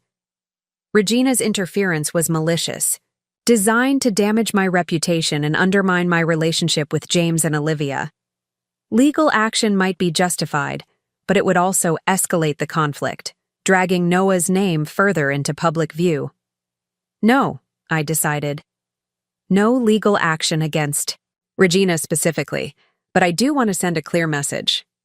My final call was to Dr. Elizabeth Winters, the hospital's ethics committee chair and a former colleague I deeply respected. I explained the situation frankly, including the circumstances of Harold's bequest and the current media speculation, the Kai. Hospitals shouldn't be blindsided by this, Elizabeth. I wanted you to hear the truth directly from me. I appreciate that, Patricia. And for what it's worth, I never doubted your integrity for a moment. With these foundational pieces in place, I turned to crafting the most challenging communication of all, a letter to James. Not a text, not an email, but a handwritten letter conveying the final boundaries I would establish going forward. It was time to break the cycle of manipulation and exploitation once and for all, to create a legacy of integrity that would benefit Noah long after the current storm had passed. The press conference was held in the elegant conference room of Martin's law office the following morning. Despite the short notice, several local reporters attended, along with a representative from the hospital's public relations department. I wore a simple but elegant navy suit, professional, dignified, without ostentation. Martin introduced me briefly, then stepped aside as I approached. The podium. The cameras flashed, momentarily blinding me, but I kept my focus on the prepared statement in front of me. Good morning. My name is Patricia Davis. Until recently, I worked as a pediatric nurse at Westlake Memorial Hospital, providing care to children and their families for nearly 30 years. During the final months of his life, I was privileged to care for Dr. Harold Abernathy, a distinguished professor and longtime member of our community. Dr. Abernathy and I developed a friendship based on mutual respect and shared values. He was a man of extraordinary intellect and kindness, who faced his terminal diagnosis with remarkable dignity. In his final act of generosity, he chose to leave his estate to me, a decision made with full mental capacity, verified by independent medical and legal experts, and executed with proper procedural safeguards. I am deeply troubled by recent insinuations regarding the propriety of this bequest. These allegations dishonor Dr. Abernathy's memory and his right to determine the distribution of his own assets. They also cast unfounded aspersions on my professional ethics and personal integrity. Let me be clear. Throughout my nursing career, I have maintained the highest ethical standards. The hospital's ethics committee is welcome to review all aspects of my professional relationship with Dr. Abernathy. I have nothing to hide and nothing to be ashamed of. Regarding my family's private matters, which have been inappropriately dragged into public view, I will be establishing 3 irrevocable trusts to benefit my grandson's medical care, education, and future security. These trusts will be managed by professional fiduciaries to ensure the funds are used appropriately for their intended purposes. I am not seeking publicity or public validation.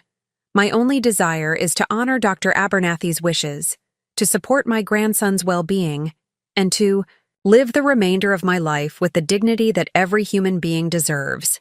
I will not be taking questions. Thank you for your time. As I stepped away from the podium, the room erupted with questions and camera flashes, but Martin quickly ended the conference, escorting me to a private office where we could monitor the initial media response. "Well done," he said approvingly. "Clear, dignified, and focused on the facts without becoming defensive. Harold would have approved."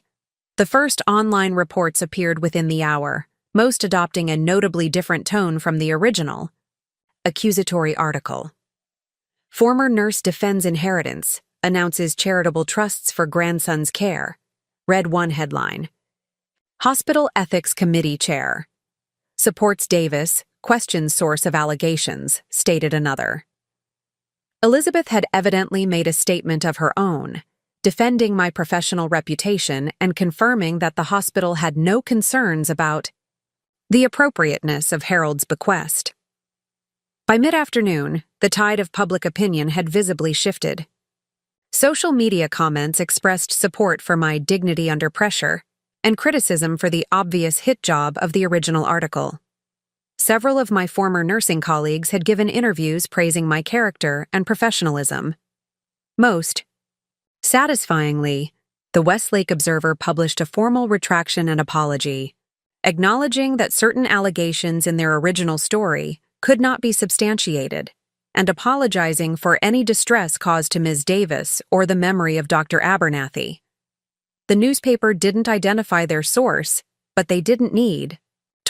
Regina's attempt to destroy my reputation had backfired spectacularly, exposing her own vindictiveness instead.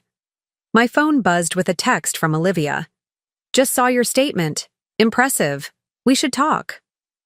Then, moments later, a message from an unexpected source. James. "Mom, I'm sorry. For everything." The weeks following the press conference brought significant changes. The 3 trusts for Noah were established, providing financial security for his medical care, education, and future housing needs. I was careful to structure them so that neither James nor Olivia could access the funds directly, a precaution that still felt necessary despite our tentative steps toward reconciliation. Regina's social standing, by contrast, suffered a noticeable decline. While the newspaper hadn't named her as their source, the connection wasn't difficult to make. Several of her society friends quietly distanced themselves, uncomfortable with her vindictive attack on a grandmother advocating for her grandson's medical care. Even her husband, typically silent on family matters, publicly expressed support for the trusts I had established for Noah, effectively contradicting his wife's accusations. 2 weeks after the press conference, Olivia invited me to lunch at a small, quiet restaurant far from prying eyes. She arrived alone, having arranged for Noah to stay with a professional caregiver. "I wanted to talk privately," she explained after we'd ordered, "about everything that's happened, and about where we go from here." She looked tired but composed, a certain new maturity evident in her demeanor. The entitled young woman who had dismissed me as unqualified to care for her child seemed to have been replaced by someone more thoughtful, more grounded. "James and I have been in counseling," she continued, "trying to process his lies about the adoption, my family's influence, on our relationship, all of it. It's been difficult." "I can imagine," I said gently. "These are fundamental issues." She nodded, fidgeting with her napkin. "The thing is, I'm not sure our marriage will survive this. Not because of the adoption itself. I don't care about that. But because of the deception. The willingness to lie about something so important, even when it affected Noah's medical care. I'm sorry to hear that, I said, and meant it. Despite everything, I didn't want James to lose his family. We're taking it day by day, she said with a small shrug. The counselor thinks James needs individual therapy to address his abandonment issues properly. He's resistant, but I've made it a condition of continuing our marriage. And your mother? How has she reacted to all this? Olivia's expression hardened. We're not speaking at the moment. After your press conference, when the media tide turned, she tried to convince me to issue a statement supporting her version of events. When I refused, she accused me of betraying the family. I'm sorry, I said again. That's a difficult position to be in. It's clarifying, actually, Olivia replied. I've spent my entire life trying to meet her impossible standards. Maybe it's time I set some standards of my own. We shifted to discussing Noah, whose cardiac procedure was scheduled for the following month. The specialists were optimistic, predicting a full recovery with minimal follow-up care required. The trust you established will cover everything, Olivia said. It's more than generous. It's what any grandmother would do if she could, I replied. She studied me thoughtfully. Not every grandmother. Certainly not my mother. As our lunch concluded, Olivia hesitated, then asked the question that had clearly been on her mind throughout our meeting. Where do you and James go from here? He told me about his text to you that you haven't responded yet. It was true. James's simple, I'm sorry, had left me uncertain. After all that had happened, all that had been revealed, could a single message be the foundation for rebuilding our relationship? I'm still processing, I admitted. Part of me wants to embrace him immediately, to pretend none of this happened. But another part knows that wouldn't be healthy for either of us. What will it take? For you to forgive him? I considered the question carefully. Not just words, actions. Consistent actions that demonstrate respect, honesty, and recognition of boundaries. And time. It will take time. Olivia nodded, understanding in her eyes. He wants to see you, to apologize in person. Would you be open to that? I took a deep breath, weighing my response. Yes, I said finally. Yes, I would. 6 months passed, then a year. Noah's surgery was successful, his recovery swift and uncomplicated. The medical trust I'd established proved its value, covering not just the procedure itself, but also follow-up care, medications, and specialized developmental support to ensure the brief cardiac issues didn't impact his growth. James and Olivia's marriage survived, albeit transformed. The counseling continued, eventually joined by individual therapy for James to address his deep-seated abandonment issues.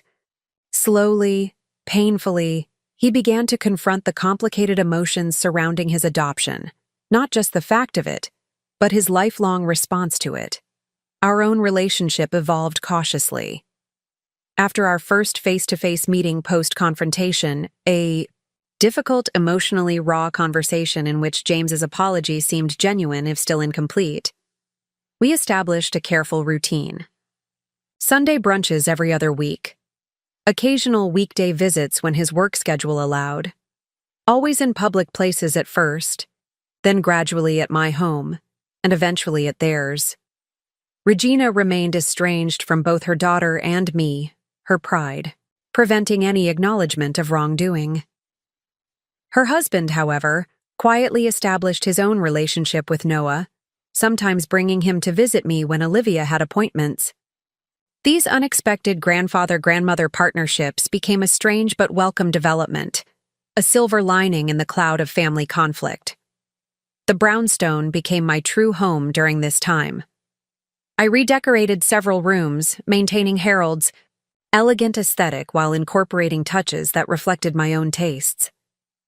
The third-floor sunroom became my favorite retreat, filled with plants and comfortable seating, a perfect place to read or simply watch the changing seasons across the city skyline.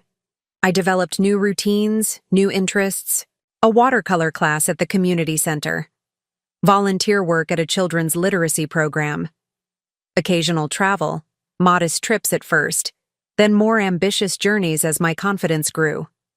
Through it all, Harold's journal remained my touchstone, its wisdom guiding me through unfamiliar terrain. On Noah's second birthday, I hosted a small celebration at the brownstone. James and Olivia attended, as did a few carefully selected friends. Regina was notably absent, having declined the invitation with a terse note about prior commitments. As I watched Noah toddle around the garden, his face alight with joy, James approached and sat beside me on the stone bench. "He looks so much like you did at that age," I said, a bittersweet memory surfacing. James was quiet for a moment. "I've been thinking about that. About how you chose me, raised me, loved me, even though we don't share DNA. You were always my son," I said simply. "From the first moment I held you." "I know that now," he replied. "It took me too long to understand what that really meant." In the dappled sunlight of that autumn afternoon, something shifted between us. Not forgiveness exactly. That had been a gradual process over months of cautious reconnection. But something deeper. Recognition, perhaps. Acceptance of our shared past with all its complexities and contradictions. "I've never asked," James said hesitantly. "What was it like, the day you adopted me?" It was a question he had never posed in all his 30 years. A door opening to conversations we had never had, to truths long obscured by silence and resentment. "It was the most terrifying, exhilarating day of my life," I began, memories flooding back with surprising clarity. "You were so tiny, so vulnerable, but your eyes, they were old somehow, wise beyond your months, as if you'd already seen too much of life's hardships." James listened intently, his expression open in a way it hadn't been since his childhood. For the first time in decades, we were truly seeing each other, not through the distorted lens of expectation or obligation, but as we really were. Two imperfect people bound by choice rather than biology, by love rather than duty. Noah toddled over, breaking the moment with his infectious laughter, demanding to be lifted into his father's arms. James complied, his face softening as he held his son close. "We'll do better with him," he said quietly. "Break the cycles. Build something healthier." "Yes," I agreed. "We will." 5 years after I was kicked out of my son's house, I celebrated my 61st birthday in the garden of my brownstone. Noah, now 6 and thriving, helped me blow out the candles on a cake he had supervised Olivia in baking. James, more relaxed and authentic than I could remember seeing him in decades, documented the moment with photographs. A small gathering of genuine friends, some from my nursing days, others new connections made since my life's transformation, surrounded us with warmth and laughter. Later that evening, after the guests had departed, I sat alone in Harold's study, reflecting on the journey that had brought me to this moment of contentment. The inheritance that had initially seemed like my salvation had indeed changed my life, but not in the ways I had initially imagined. The true value of Harold's gift wasn't the financial security, though that had certainly granted me freedom and choices I'd never before experienced. The real gift was the opportunity to rediscover myself, to excavate the woman who had been buried beneath decades of sacrifice and accommodation. I opened Harold's journal to a passage I had read countless times over the years. "We honor those. We love not by diminishing ourselves, but by living with integrity and purpose. True generosity flows from abundance, not deprivation." How right he had been. My decades of self-sacrifice hadn't ultimately served James well. By allowing myself to be treated as a resource rather than a person deserving of respect, I had enabled patterns that damaged us both. The painful rupture between us, his callous dismissal, my necessary boundary setting, had eventually led to healing neither of us could have achieved otherwise. James had been forced to confront his deepest insecurities and the lies they had generated. I had discovered strengths I never knew I possessed. Noah would grow up in a healthier family system as a result. He would see his father in therapy, working to break generational patterns. He would witness his grandmother standing firmly in her worth while remaining generous from choice rather than obligation. The greatest wisdom I had gained was simple yet profound. Love without boundaries isn't love at all. It's abdication. True.